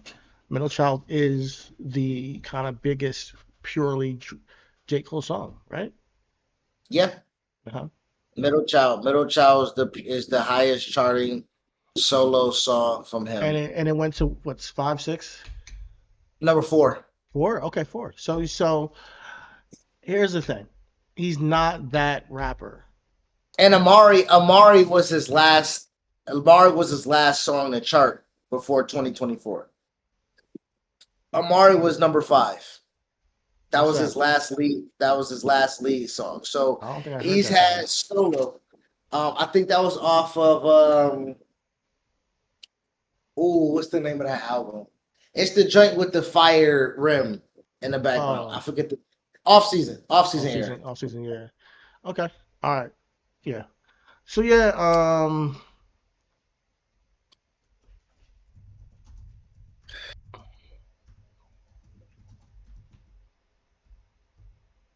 What'd you say? Oh, your mic went out.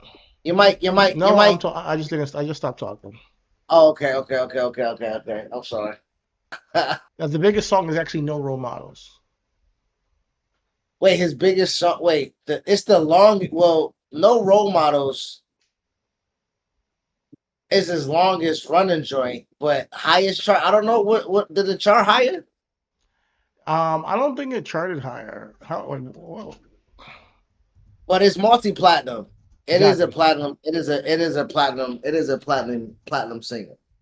So yeah, that can be his biggest commercial successful single that he's had. Yeah. So I mean, yes. Yeah, I mean, No Role Models peaked at 36 on the Billboard, but it stayed the fuck up there, and people still play that to this day, of course. So we got No Role Models, Middle Child, Wet Dreams, Workout, and Power Trip. Those are the top 5. Those are the top 5 songs of J. Cole. And I think it gives you an idea of what his biggest, songs will be. There's some girl stuff in there.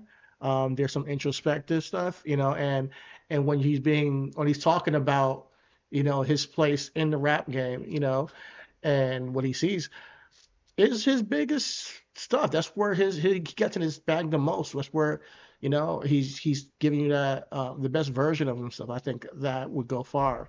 And I do think we get some of that in the fall off as well, but I'm not sure if it's I'm not sure why, maybe it wasn't his goal because he's been working on this album for a long time, and I do think that the battle definitely altered his plans a ton. So, I just want him to succeed. I think he's one of the most incredible rappers I've ever heard in my life. And he doesn't have to be my favorite for me to like his music, so I'll leave it there. Yeah, I completely agree. I mean, I think he makes really good music. I think he makes really good albums. I mean, I'm a fan of Born Sinner. I'm a fan of I know Friday Night Lights was supposed to be an album. I'm an absolute fan of that. I'm actually a fan of the Sideline Story. Sideline Story has a lot of good writing. It has a lot of great memorable songs on there. I like that. Mr. Nice Watch. Mr. Nice Watch it's one of my favorite J. Cole songs. I need that. I can't get enough of it. Nigga, he got some smackers. He got some real amazing songs, bro. He got some. So Cole has the, and to and it's not a comparative thing, but when we are, when we was comparing albums, comparing blog era artists at the time, when we talking about what do we play back the most, and I'm pretty sure you said GNX is the full blown classic that came out of that particular era. Who put out songs? Put out albums. Um, I'm not saying Drake is a classic, but I did say that Wale had the second best album. Like that is the Okay. album that I go back to the most. Sounds That's fine. the That album album. is good. His album is good. I think I like what he did with that. It's not. I know he doesn't. He gets excluded, Wale, but it's because He's a different flavor. He's just a different I flavor don't to know. me. I don't know what the flavor is. It's the blog era. Like I know they put the big four, and I know he ain't never have a number one himself. But he's had number one albums. He's debuted number one and had number one albums, and he's had some really I mean, I know it's R&B, but a lot of niggas had to take his flavor a little bit. Like I mean, Miguel, Jeremiah, like those are Wale uh kind of, how everybody had the specific, R&B, kind of collab. When I hear niggas go out there and grab, a Miguel like Kendrick or a Cole, I'm like, oh, I had to go see what that was like. You know what I'm saying? Like, you know what I mean? So like, I do feel like a lot of niggas, don't give him his credit, but the rapping is there. Conceptually, he's made really, really great albums. Think there's not an album he hasn't made that wasn't conceptual, right? Yeah, I don't think he's ever put out something that was he's just very a intentional about the way he puts out songs. You know what I'm music. Yeah, saying? Like everything has been a thought process. So for him not to get included in that, I do kind of. I always want to champion him because it's a song I want to send to you that was on his last album that the video came out from and he was back in their homeland. And I don't want to be ignorant, but I want you to translate like this nigga look like they having a ball what they doing. You know what I'm saying? honestly, Like you gotta go to Africa as like a I, I did. as like a bucket list thing because it's talk about a vibe, bro. It's an energy force. It's like a whole force of energy, bro. It's different, bro. But yeah, I'll definitely check it out, bro. Like Wale, listen, I respect him, fellow Niger boy. So I listen to his music, I love it. But I love his piece of his body of work. And he's I unique to himself. He got the go-go, he got the Afro beats, like he don't, you know what I mean? Like, and he can when niggas want to put on the motherfucking super Clark Kent rap, John Cannon, nigga, you know what I mean? Like Yeah. he's super versatile, like, you know what I mean? That's why I always wanna he got the girl joint, he got the rappy joints, he authentic, he don't put on the fake, he don't put on the front, he a performative rapper. He styled, you know what I mean? Like I really don't know why niggas don't really bang with my nigga Wale like that though, man. That really be getting to me because a lot of niggas be trying to put, he got a mention in the video that when niggas see him, you're like, yeah, I did songs with Travis Scott. Like, you know what I mean? Like the nigga got to do that for niggas to know who he is, bro. And niggas really one of them. He one of Yeah, them. he is, and I think he doesn't get his just due. It definitely doesn't. You know. But I want to see what these guys do next. The old guard, J. Cole, Kendrick, Drake, Wale. I want to see what they do next if they're doing something. And I always, make your next album your best album. That's how I always look at it. And after the whole battle situation and how we've now kind of compared everybody, continue to wave and let's see what y'all come up with next and where you go from here. Hopefully we get more introspection from Drake, like what he did there. Hopefully get, for me, I want better beats with J. Cole. I think it's different. I want different things from different people. Kendrick, I trust him. Just whatever you feel like putting out, put it out. And Wale, I just want him to cut these niggas' heads off lyrically. I want him to be aggressive again. I love the woman You know tracks. what's crazy? When he get aggressive, niggas getting their feelings though. Right. I think that So what? and like I feel like you know what I mean? Like when he really because he a prideful nigga too, you know what I mean? Yeah, The of way he come course. Yeah. off. So like when it come out, it's like an explosion almost. Like nigga, I really been holding back on you. You know what I mean? Hmm. Like Talk your I look shit. at Respect. Groundhog's Day. When he got at J. Cole, like, nigga, boy, let me let niggas know for real, because I really think you talk about me, nigga. You know what I'm saying? Yeah. But Jacob's like, oh no, you can take it whoever you want. Like it could be about anybody. Like, nigga, what? You just got the phone, this nigga. Stop it. And then when it made a whole track, it's just And then said, I'm disingenuous. going to the game with the nigga. Nigga, I'm talking about you, nigga. Are you talking about me? About you. Yo, like, God damn, it's just so disingenuous, bro. And but yeah, I more power to them because, like, listen, they're all great in their own right. I want to just say that right now as like a, fan of I'm a fan of all these people. Like, I want to make that clear for anybody who's watching this and listening to this. I'm a fan of all of them. Drake, Kendrick, Wale, J. Cole, all of them I'm a fan of. But yeah, as a fan, I'm gonna have critiques, bro. I'm gonna have real critiques, and I don't. My opinion don't gotta be your opinion. It's okay. Now, But before we do, right, go ahead, Lance. no. I was gonna ask you. Like I said, what I wanted from these guys, but I look at them as the old guard. I do look at them as an old guard, and I gotta ask you, bro. Like, what?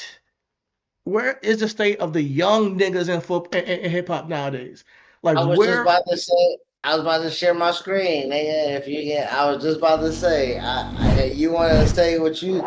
I got my screen shared right now with the complex list of Oh my the top God, 20 this is rappers right now. This was in 2025, but these are the top I don't 20 get it. rappers I that don't are trust in their complex. 20s.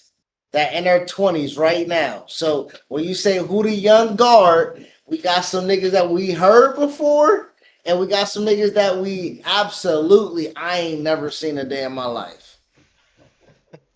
They All can right, walk up and slap my kids. I will not know who that is. number 20. Number 20, Nino Paid.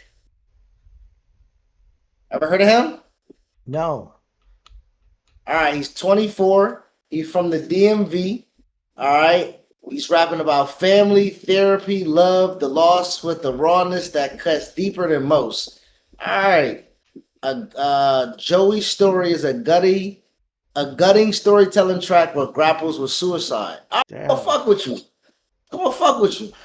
See, this is why we got it. This is why we got to come to the list. I'm about to look up Nino Pay right now. You know what I'm saying? The second or number 19. I ain't looking this nigga up, boy. Why? I'm Because telling he's you right white? now. Because he's white? Huh? Because he's white?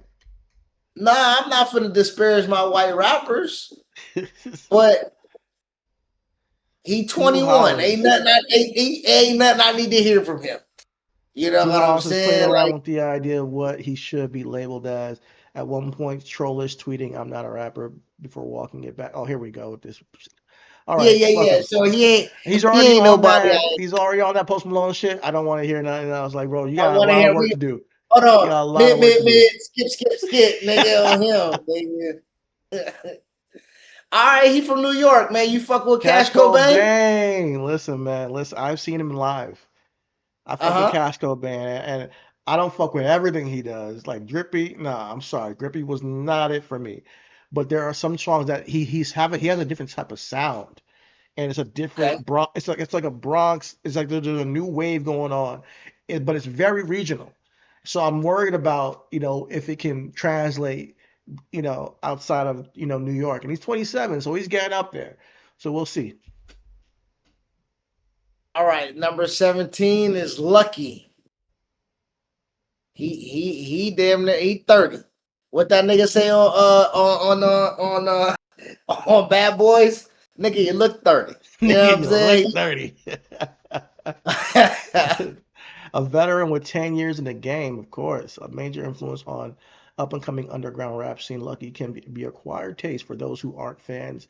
His lean gut flows and atmospheric beat palette can feel like a slog. But with his forthcoming album, Drugs Are Bad, he seems to be pushing his sound forward. Okay. I think I heard of him. I think I saw him on my Lucky. algorithm. Drugs Are Bad. I think I'm gonna have to tap in with that. He's from Chicago. I don't know where he's from. Yeah, Chicago. Yeah, Chicago. Yep. His influence is evident. His influence is evident in the new wave of Chicago rappers. Okay. So he might got that Midwest. I fuck with a lot of Midwest rappers. I'm a big Bodie James fan. Bodie I James. fuck with Chicago. You know what I'm saying? From Chicago. I know Bodie from Detroit. I fuck with Gibbs from Indiana. So I fuck G Herbo. Hey, my nigga, I didn't even know that. Yeah, you Hey, speak of the devil. I fuck with my nigga G Herbo, cuz. He got one of the illest flows, bro. I ain't gonna hold you, man. I fuck with G Herbo, man. I fuck with He's G Herbo. 29. He looked 32. He looked 32, my nigga, on me. Eastside Chicago already hit most of his career milestones as a rapper with one classic album, Welcome to Phaso Land, genre-defining verses and kill shit, viral moments, Who Run It freestyle, Who Run It respect freestyle from was crazy. peers like Who Run Young It? Kiss and Rob 49. Okay. Yeah, yeah. I need to listen to more G Herbo, honestly. I need to listen G to more. Herbo, his last joint, he got a joint with Conway. That joint fire. G Herbo and Conway got a joint. They smoked that joint together. You know what I'm saying? So Yeah, man. yeah, G Herbo one on Speaking one. of yachts, My dog. speaking of My yachts, dog. the guy who you did My not want to see on Drake's album, your That dog nigga was now. too busy helping Trick Williams plan a wedding, bro. Shout out to Trick Williams. They got Shout out to married, Trick. man. You know what I'm Oh saying? So man, sweet. Yachty had to help plan the wedding out there. But Yachty at what number he at? 15. Number 15. Hey, Yachty one of them ones, man. Yachty's really Original. young, man. He an He's younger than OG, I bro. thought. He's an He an OG, but he's OG. young. He's younger than some of these other niggas who I never heard of. You On know? me, nigga. So yeah, shout out to Yachty. Yachty, man. Shout out to Yachty, man. We all know him. But y'all, yeah, and we know this crying ass nigga too. But he had goddamn about to be a billionaire with as much merch as this nigga Rod sell. Wave. This is the guy. When I say new He a wave, superstar. He when a I say superstar. new, yeah, when I say new, okay, where's the young rappers at? Where's the new sound? He clears the threshold. Now, granted, I don't know a lot of his songs. He did a lot of sad joints. But I seen his numbers and I see how many people fuck with it. I'm just not young like Numbers, that. So for that numbers. generation, he's that nigga. He that nigga. It's him. It's him, and I already know who number one is. I think, but it's him and another nigga. Him and You know yeah. There's a couple people that Playboi what's and up? What's up, NBA. sex? Get it What's up, sexy, sexy? get it sexy. She's 27 years old. One of the largest. She's transcended. She's another one. I'm talking about young rappers in the game who have transcended just our circles. And listen, if I'm hearing the songs and I fuck with the songs, I'll know because I'm an old nigga now. According to you and Rashid in the group chat, I listen to Curtis Blow and shit. Fuck y'all. Listen, if I hear it like and sexy, there's multiple songs that I know of her. She's transcended, bro. Rod Wave, Sexy Unfortunately, Red. we got it. Yeah, unfortunately, I got to know her booty hole brown for a whole 3 years. Yeah, no comment. Who's number 12? It's a Saw, knife nigga. Saw, baby. Oh, okay, you heard of him? I've heard the name, but I haven't listened to him yet. Okay. Latest album wasn't just another rap drop. It was an explosion of Squid Ink. This feels like a comeback year for Saw Baby, who used the success of Saheem and more specifically an energetic track Viking to reignite his spark. Not only a standout Anaconda Livin', but a completely tripped out on 808s hits hard, showcasing his talent of warping tradition. He sounds effortlessly sampling Clario vocals of Show Off. Working, he shows versatility, swapping his trademark horny one-liners for bars about struggle, and the will to provide. All right, that's good enough. All right. So we'll check Got it. the We'll sexy check it out. bars. Hey, she fell off. We talking about somebody that fell off. Well, Doja, she transcended. She transcended she too. had me in the chokehold, boy. Doja didn't fall off though. She just made different music. And So she hasn't dropped. She hasn't Yeah. dropped clearly. It says right here, 503 days. That was up until Yeah. that was When up. she That was the last drops, week. So yeah, we will see her. Trust me. I can't hold you. 29. Anything that she's put out, I've since she was a cow moo, I was on it. I was on it, nigga. So Lil Tecca, 22. Heard his name before. I've heard his name before. 5 albums in 5 years. God damn. Mm. See, these little niggas, I'm the pussy then. Right? Clearly. Like, nigga, these niggas is 17 said, fuck them, dropping independent too, nigga. What we doing? We're gonna have the label bring us the money once we get, like, you know what I mean? Like, no, you know what? I gotta hand it to them. You know, and I'm gonna get to what I gotta say about that in a moment after we're done with the list. But shout out to Lil Tecca doing that because it takes a lot to, you know, believe in yourself and bettering yourself in that way. Lotto. Little mixed child. I tell you that. 26. Lotto at 9. Last year she was at 6. This year she's at 9. So, you know, has Lotto crossed over or she's still, She's you French. know, okay. It's competitive, you know. Lotto's close though. She is. Megan still got a stronghold on that. As far as like being the it girl for that, you know. Ken Carson. Number 8. Never heard of him. He had a #1 album. Okay. Wow. Oh, wow. Okay. All right, I gotta listen to it, man. Ken Carson. I gotta go tap in. Fuck it. Okay. All right. 25, man. Young cat. This nigga only number 7? YoungBoy never broke again, or just NBA YoungBoy because he's not NBA YoungBoy. Yeah, shit. Like he my nigga got a chokehold on the young cats. He's 25 years old. Yo, when he went on tour, bro, them little niggas was crying. Them niggas was crying. Them little niggas was at that shit, rumbling the goddamn stadium, crying with their hands out like this. But yo, this nigga, Make America slime again. Make America slime again, bro. Massive.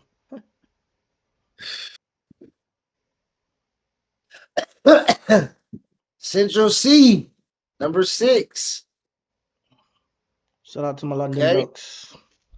I can see why Drake attached himself to the young boy, the most popular rapper in the UK right now. So him being Mr. 6? That's big. I ain't never heard of shit from that nigga. Big Xthe plug. You've heard which one, right? Huh? Which one? I heard which one. Oh, which one? Yeah, I heard that. But that's a Drake song, ain't it? Yeah. Yeah, I ain't not hitting him solo. Never. Big Xthe plug. He's huge, man. He's really doing his the thing, biggest, bro. The largest, nigga. I fuck with Big Xthe plug, my nigga. He just switched over too with Ella Langley. She the one who's dominating the charts right now, taking it from from everybody. I'm not gonna mention that name again because you're tired of hearing it. But Ella Langley right here, she taking over the charts. Shabuzi, so my nigga went from rap the country. He trying to do the Post Malone. You think they gonna let him? He did it already. He did the album? Yeah. I mean, he did the songs. I didn't know the country album came out. I'm gonna have to go tap in. I think I think he I came know out he with did like, country songs, but I think they said he wanted to do a country album. oh, maybe So he didn't I'm yet, but I know, maybe I'm I just started thinking about the song. My bad. Big so I X gotta the fuck with my man Big plug. X the Plug. Yeah, at number 5. All right, but he ain't number 4. GloRilla. Okay. Yeah, she's out. She's out here. Yeah, She's out she's of here. absolutely transcendent. Transcended, bro. I love her, man. Yeah, I fuck with her. I fuck with her. And they about to drop her and Pooh Shiesty. Hey man, say man. Oh my god, that shit about to go stupid, nigga. I know I'm gonna play it a million times, nigga. Yeet. Another nigga that I only heard of because of that nigga. And I ain't Yeet. never heard of nothing. Yeet, I ain't never heard nothing. I ain't never. No, I'm like, what? Wait, was Yeet with Yeezus? Was Yeet with Ye, or was Yeet with the other nigga? I have no clue, bro. I don't know who Oh, he yeah, is, bro. I'm gonna be honest with you. He's a young cat, I ain't 25 never, years old, doing his thing. Shout out to him. Says he's I ain't a never heard complete of rap fan, but that is fully immersed in the Yeet experience. A year of flooding the internet with music, including 2 vastly different albums. Yeet slowed his output in 2025. Okay. He brought the bell to desert. Okay. So 2 different albums, different types of sounds. Might have to check. Might have to tap in just to see I'm what it about to sounds like. check tap in with you and see what he talking about. One day I'm gonna Okay. do my research and I'm gonna go through all these people's albums, and I'm gonna come here and tell you who actually, not all of them because I know some of them already, but people who I don't know. Dochi, Well, out of here. we Come know on. this. We already know who this is. We know who she is. Yeah, come on. Dochi, 27 years old. I've seen her live too. She is anointed. That was a mixtape, bro. Bro, Yo, bro, Alligator nigga. Bites Never Heal is honestly one of the best mixtapes from a rapper in the past 10 years, bro. Low, like real talk. She killed that shit. It's so curated. It sounds so authentic. It sounds so good. Like when I talk about like just good production and a story being told, fuck, yo, she killed that shit. I'm waiting for her new Yeah. album, her first hour or new album. Let's put it that way. Anxiety, not a big fan, but I feel like she's no longer mine. I feel like I got onto her a little bit early. Now she's the world's. Anxiety. People watching me. Playboy. Carti might be Boy, evil twin. I knew he was gonna be number one. I knew it. I knew it. I knew it. Playboy Carti gonna be number one. 28 years old. and I'm gonna be honest. Not don't know what the hoopla is, bro. I ain't I listened never to him too. I listened to it too. It's like already did this already. I did it with Uzi Vert. I can't do it again. I can't he's do it different again. than Uzi to me. Uzi actually I've grown to like Uzi.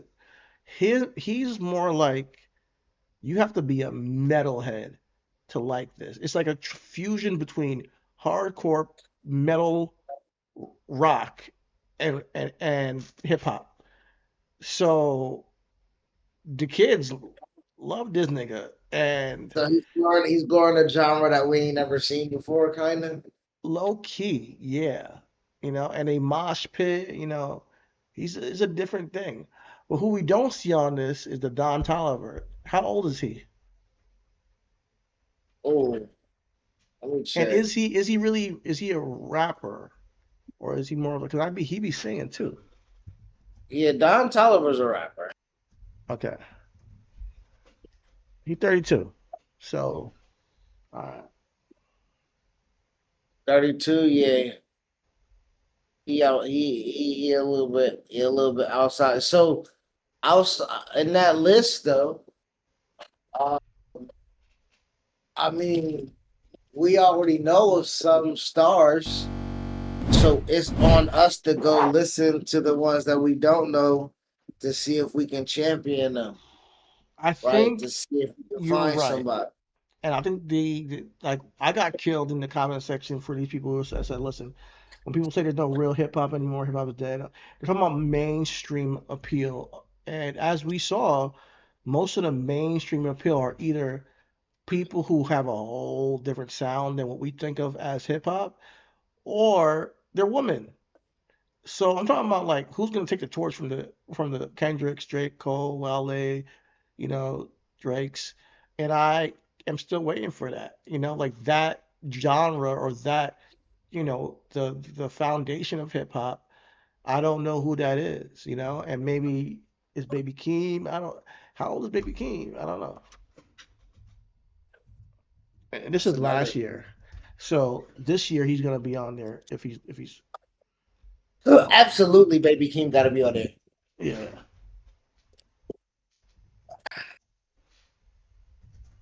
Baby Keem 25. Yeah, so he definitely gonna be on there this next year when they do this. And Um, Casino was a good album. I liked it a lot, bro. Casino was a good album. Yeah. You know, there's definitely some tracks that played. He definitely has his own unique sound. Too He much you sex know, appeal. clearly, Too much sex appeal. I know that's like the least my least favorite song on that one, but it's it's like a fun song though. walk in the party, out for nobody. What the fuck? Powered up. Who gonna stop me? Yo, Listen, man, it's just that fire. shit had a I stranglehold smell on you, nigga. something, huh? That shit had a stranglehold on you, nigga. You For were a talking couple about weeks. how many times I rap Drake shit, nigga. I could not hear your ass when we used to be non-recording, nigga, and we be on the. I smell something, pussy, pussy, pussy. Because I can't not say pussy after you say I smell something. Yeah, he did his thing, man. PB King, shout out to him. So I think that he has a stretch for that type of genre that I'm looking for. Yeah, Um, um, Don Tolliver, he's doing his thing. But yeah, Playboi Carti's a whole different thing. You know, NBA YoungBoy is a little bit not my skis, but I fuck with what he's doing too. And then there's some of these he guys like I a gotta new just age tap into. Boosie. Huh? He like a new age Boosie, Lil Boosie. And Yeah, he Boosie, is. and Boosie got a stranglehold on niggas in the South that you would never believe. Like, Yeah. nigga, you can't talk shit about like how you say your nephew about J. Cole. Boosie's Nigga, a you better legend. not be in the South talking about Boosie like that, nigga. They You said better be Boosie. They said Boosie's bigger than Jay-Z. I was like, what? nigga, Boosie bigger than Hove, nigga. Nigga, I grew up with Boosie. He had a stack, nigga, and flicking. He was like, if you see a 50, I'm pussy. If you see a 50, I'm pussy. If you see 50, I'm pussy. Nigga, Yeah, he was Boosie was a nasty. hood nigga dream. Bro. Like, I ain't Yeah, gonna for hold you, real. bro. Shout out to Boosie, man. He did his thing, bro. Oh Um, man, but yeah, the young era of rap is I don't know if we're going to see ever again the competition of the Drake, Kendrick, Cole, Wale, or the Jay-Z, Nas, Biggie, Tupac, or the, you know, the DMX, you know, all that stuff, the Ludacris, Ti, Jeezy, like I don't think that's what it's going to be. It's going to be everybody so diverse. Everybody, I think, especially with the independence and the streaming, you got to find what you like. And since you have your own little pocket in your own universe, you might be huge in this universe, and you don't give a fuck what's going on in hip hop over there, because hip hop has now grown beyond just boom bap, just trap, just West Coast, and even past drill. So yeah, it's got to grow. you got Cobain right now doing sexy drill. That's what he call it. You know what I'm Yeah, saying? sexy Like, drill. The New York sexy drill. That's what he's doing.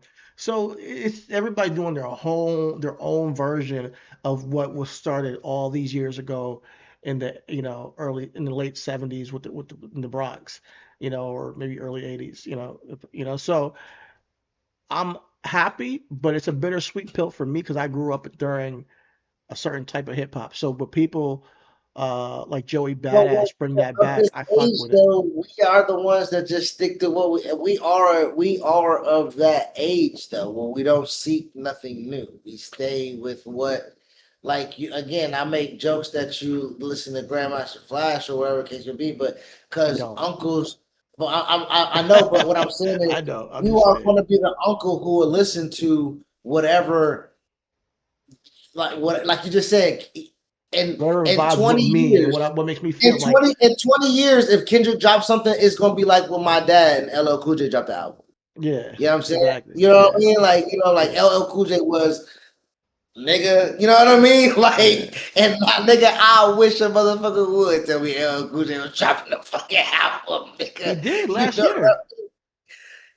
okay, I wish a nigga would tell me that LL could It was good though. okay, It was good. I'm not going what? front. It was good.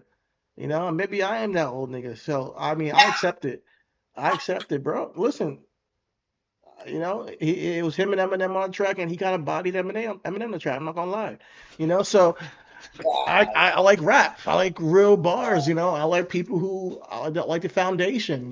That's who I am. And I was a guy who I was a little bit um averse to the Gucci Manes when he came out. I was a little bit averse to the Boozies. Not Boozies, I kind of fuck with because it's just at the parties we were going crazy over here in New York. I'm not gonna front when his shit played. So, but yeah, Gucci.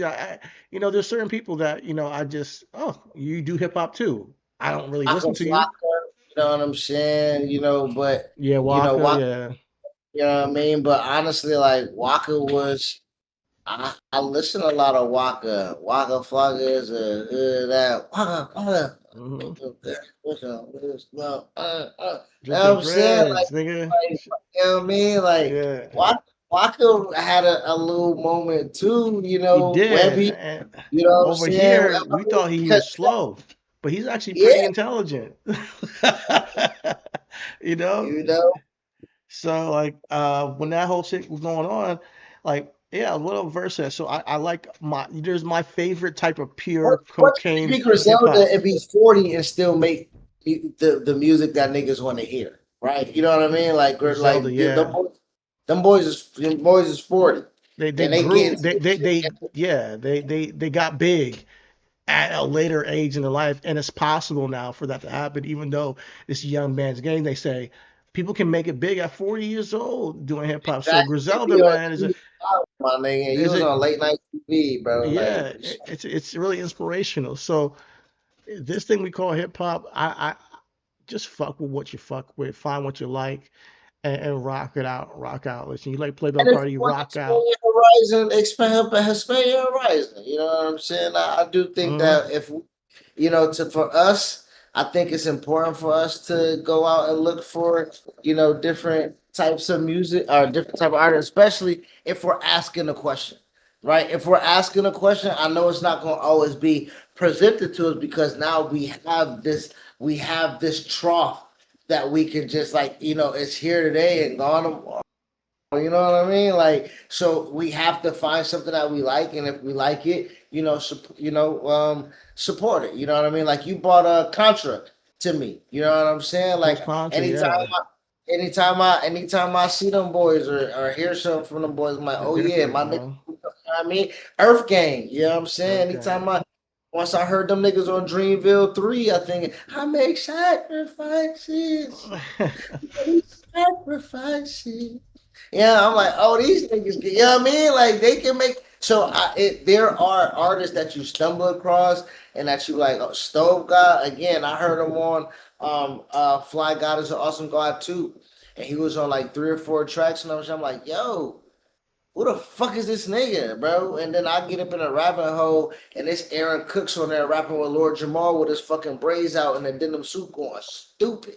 I'm like, oh, this nigga been here all along, type shit. You know what I mean? So like, yeah, I think music is one of them things like it's art, right? Like real art. Like Yeah. somebody can appreciate a painting and have it in their house and you like, yo, I ain't never even seen no shit. Like I ain't never no artist drew like this, and it can be just like a straight line type shit. You like, yo, you frame that shit? Like, yo, nigga, this shit was 12,000 million trillion dollars at the museum, nigga, type shit. You like, Yeah, damn, man.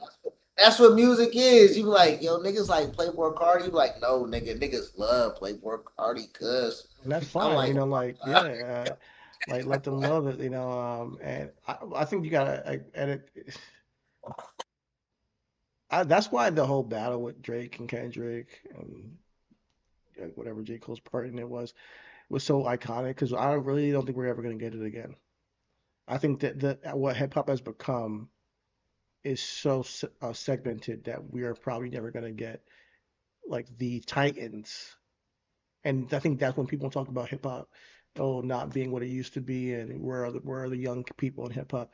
They're talking about the Titans of the sport of rap, and I don't think we're gonna get that anytime soon, Well, I if mean, ever if we again. talk about the sport of rap, we gotta just talk about sports in general with the analogy, right? There's no more like legitimate back to the basket, hoopers. You know what I'm saying? Like the evolution of the game, right? When we talk about Titans, like who, like a lot of people are asking, in the analogy, who's going to take the game away from LeBron, Steph, KD, because they're still doing it at a high level, right? Like Yeah, that's still like right to the same thing yeah. of Drake. Like who's taking the league away? Like, oh, we got Ant-Man. No, he don't want it. We seen him want it. Oh, Job, no, he can't have it. Like, Zion, it's Zion, nigga, he too busy. You know what I'm saying? Double M. You know what I mean?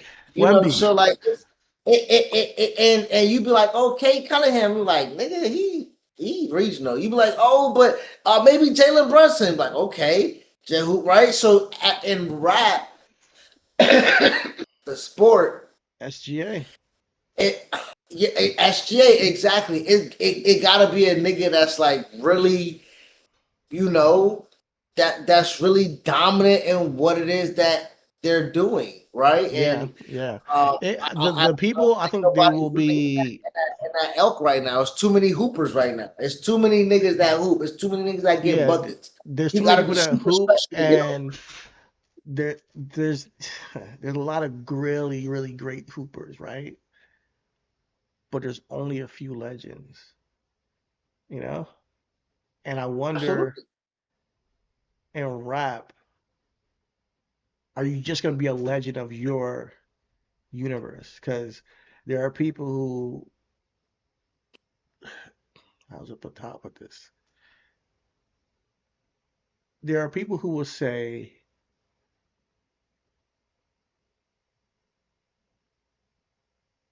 Tony Parker is a legend, right? Yeah. So people love his game, love him. Yeah. But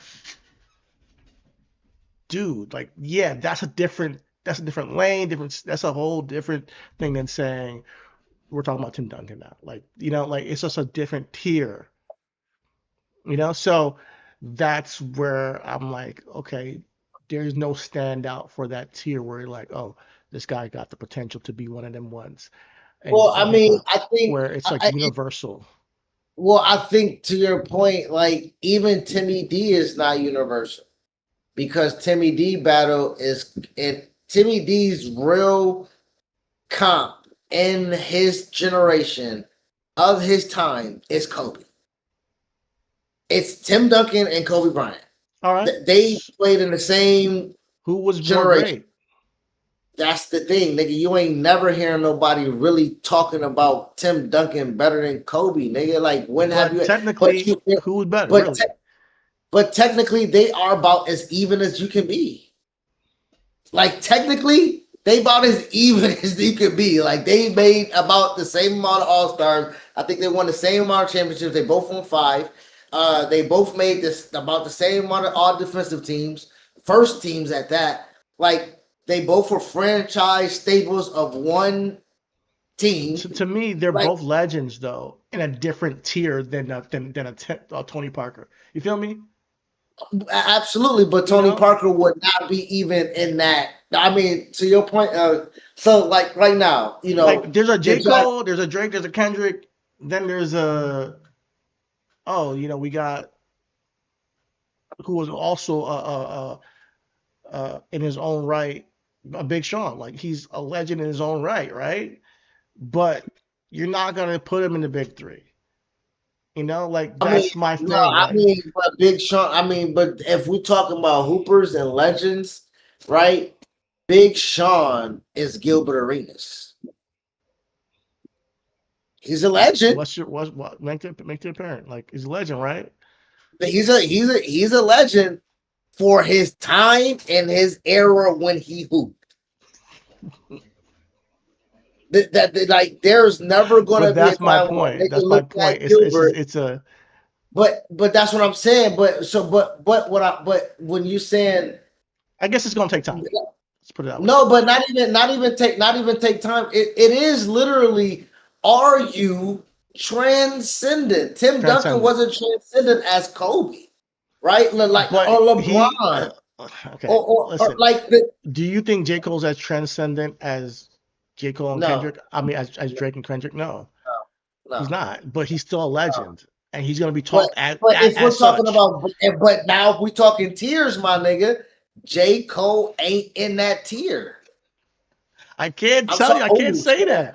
I personally can't say that. You can't say that because I value the technique. I value Tim Duncan's technique. Some people will say he's better than Kobe. Tim Duncan. Exactly. So he's Tim Duncan. Well, he's in the tier. He's in the tier. Tim Duncan. Some people will say Tim Duncan's better than Kobe. He's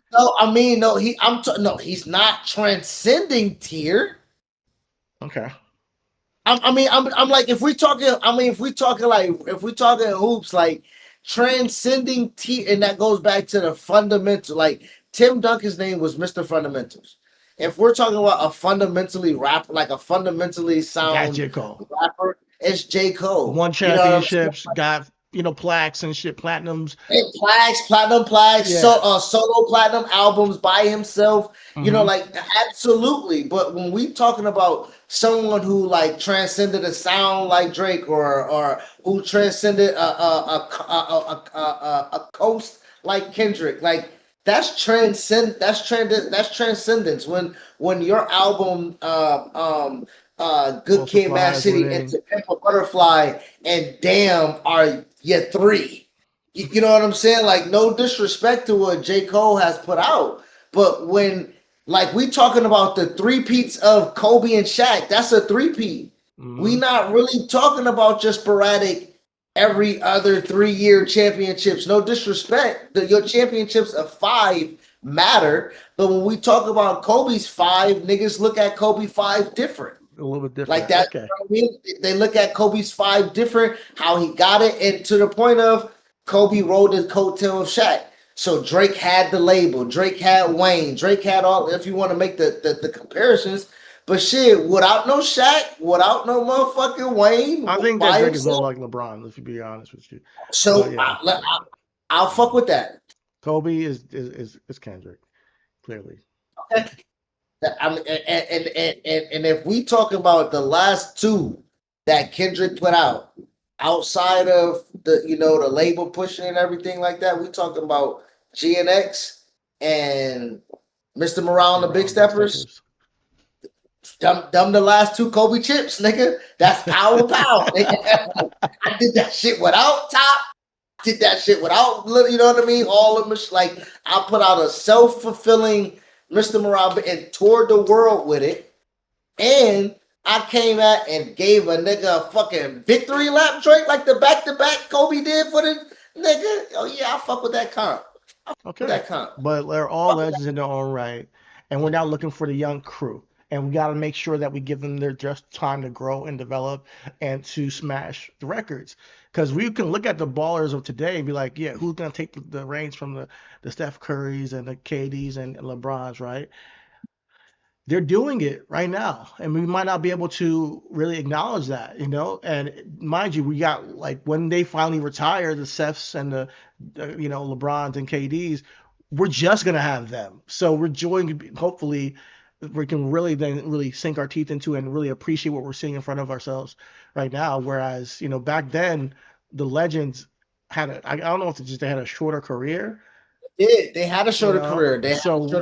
Barkley's, the Shaqs were out of there. AI left. Michael Jordan left. They couldn't sustain the greatness as long. Yeah. So they couldn't. And right now, Cole, Kendrick, and Drake are sustaining greatness for a very long time. And they don't. They are like LeBron, Steph, and they don't want to give this shit up, nigga. This is what I do.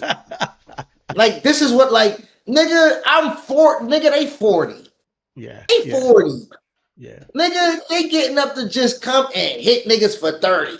Nigga, it's nothing. You a little child. Nigga, I played against your father. I bust his ass too. Nigga. That's what LeBron is. Nigga, no, nigga, it's Sports Center. It leads Sports Center. But LeBron plays the son of a father that he bust their ass with. You know what I'm saying? Like, you know what I mean? Like so literally he getting up to bust your kid ass at the highest level. So when we look at guys like Jid and we look at like Ant-Man. You gotta come get it, boy. Honestly though, you gotta go get it. You gotta go get Ant-Man. You gotta go. You nice. You got the commercials. You got the shoes. You got the game. Your technical style. You there, nigga. You gotta go get it. You gotta go get us a Grammy. You gotta get us a platinum hit. You gotta do one of the two. Yeah. That's just like Ant-Man. You gotta win MVP or you gotta get a chip, nigga. Yeah. That's how you become one of the ones. And I think somebody who's always forgotten in this conversation, who's also an older one, who's actually let me look up his age before I say his name, because I think he gets overlooked even though he's so great. And he's the same age as Jid, Tyler the Creator. Oh, nigga, he out of there, bro. Who we want to compare him to, nigga? He done chipped up, nigga. Nigga. Is he Steph Curry? Tyler. Oh yeah, I give him Steph. Yeah, I give him nigga. Yeah. Oh nigga, he can do whatever he want, nigga. Yeah. I ain't gonna hold you, nigga. He does zero wrong to the public. Exactly. Yeah, man. So yeah, man. I like these analogies, man. We'll see how the young cats, like the Ant-Mans and all that, the SGAs. We'll crown those guys one day, and we'll see like who really steps up to the plate. Every fucking Tyler album on vinyl, bro. He really one of them, bro. He really is. He really is. Tyler really. There's an argument that every single album he's done is a hooper, my nigga. He a hooper. Tyler gets, I don't know why he gets so overlooked in these conversations, but he's amazing, bro. It's just, he's his ear is different. But yeah, man. I mean, he produces, he arranges, like he raps, like he different. He different. Yeah. He's an alien, bro. Like he's the closest to me that okay, am I gonna give him this? I don't know if I can do that. Say it before you get out of here. I can't. I was gonna say something kind of crazy, but I'll say it. Text me and I'll say I'm not scared. I was thinking about it. It's not true, but I was going to say he's the closest I've seen to Andre 3000 as far as creativity, in the rap game and on such a high level. But I'm not sure if I can say that yet. It's not a hot take. I mean, I think creatively, it might not be. I just had to think about it for a little bit because Andre's a special alien too. Really, I just wish he did more. I mean, he did enough. He did 100%. He did. I mean, I think I'm not gonna say he has to. I'm just no, but I think I respect him. He's kind of like Mark Briscoe to me. And the reason why I make this analogy of Mark Briscoe as the wrestler is because he's like, I only do tag matches with my brother. Like that's what I'm known for. Like It's the Briscoe brothers, nigga. Like if I do a singles run, it's gonna be on some flute shit. You know what I'm saying? Like, but even the whole MJF angle they're doing now with Mark Briscoe, it ends up in a tag match. Exactly, that's what I'm saying. Like, you know what I'm saying? So, I believe you get those one-off verses where you catch me on when 16 ain't enough, right? You catch me on those, or you catch me on the Kanye joint, or that was beautiful, man. You know what I mean? Like, or you get me on one of those, and life, you know what I mean? So, but yeah, he I don't necessarily. To me, honestly, I was gonna say if we want to compare him to kind of anybody, he got he kind of really a, a better Dr. Dre to me, like a Who? belt. Tyler? Hello, you there? Damn, you froze up on me, bro. Damn. I think he was saying that Dr. Dre and Tyler have more in common. Uh, but yeah, I can feel him on that. You know, he has a whole he put on a lot of people, you know, too. Like, or he was in a group with a lot of people that, you know, grew up and have their own like kind of like, you know, sound and you know, way of going about making their art. So I wouldn't hold him from that. I wouldn't hold him from that perspective. But yeah, man, we're gonna stay tuned. You know, and I feel like, you know, maybe hip hop is just right now relying on the veterans to hold up the pillars and the foundation of the sport and the you know, the ethos of what we deem as hip hop. But I also think that hip hop is in a state of transformation, and that's okay. You know, we don't have to be the top genre in the world at all times. And I think every genre goes through those like times of transformation. And right now, country is having a moment. Country is having a real moment when it comes to the revitalization of that genre with some of the new acts. I'm not gonna name the names, but y'all know who they are. And I'm all for it. But shout out to Shabuzi. That dude's doing his thing. You know, representing for Naja. But yeah, I definitely believe that um, having to search for your sound and what you deem like your flavor of hip hop, it is bittersweet, but it's also a beautiful thing to see the genre evolve in ways. I just know that what I love of hip hop is going to be harder to grasp in the new generation as much as as it was back in the day where everybody kind of adopted, you know, the tradition of how we rapped and what rap was. So yeah, the Playboi Cartis love that. We have a new wave with that. NBA Young Boys, you know, all that stuff is going to have its own little pocket and wave. The Cash Cobains, the Sexy Drill, and all that stuff. It's cool to see young, the young cats take hip hop and transform it in their own way and make a living off of it and make it something that, you know, can take somebody and use their artistic imagination to get over or get some love within their city, and then also globally or nationally to make a living out of their own art form and their own way of seeing it without being pigeonholed or put into a box. We talked about Vince Staples a couple of weeks ago, and him transitioning from hip hop into more of an electric sound or, you know, a dance sound, EDM, and all that. I really do think is transfer. It's what's the word? It's transcendent in a sense.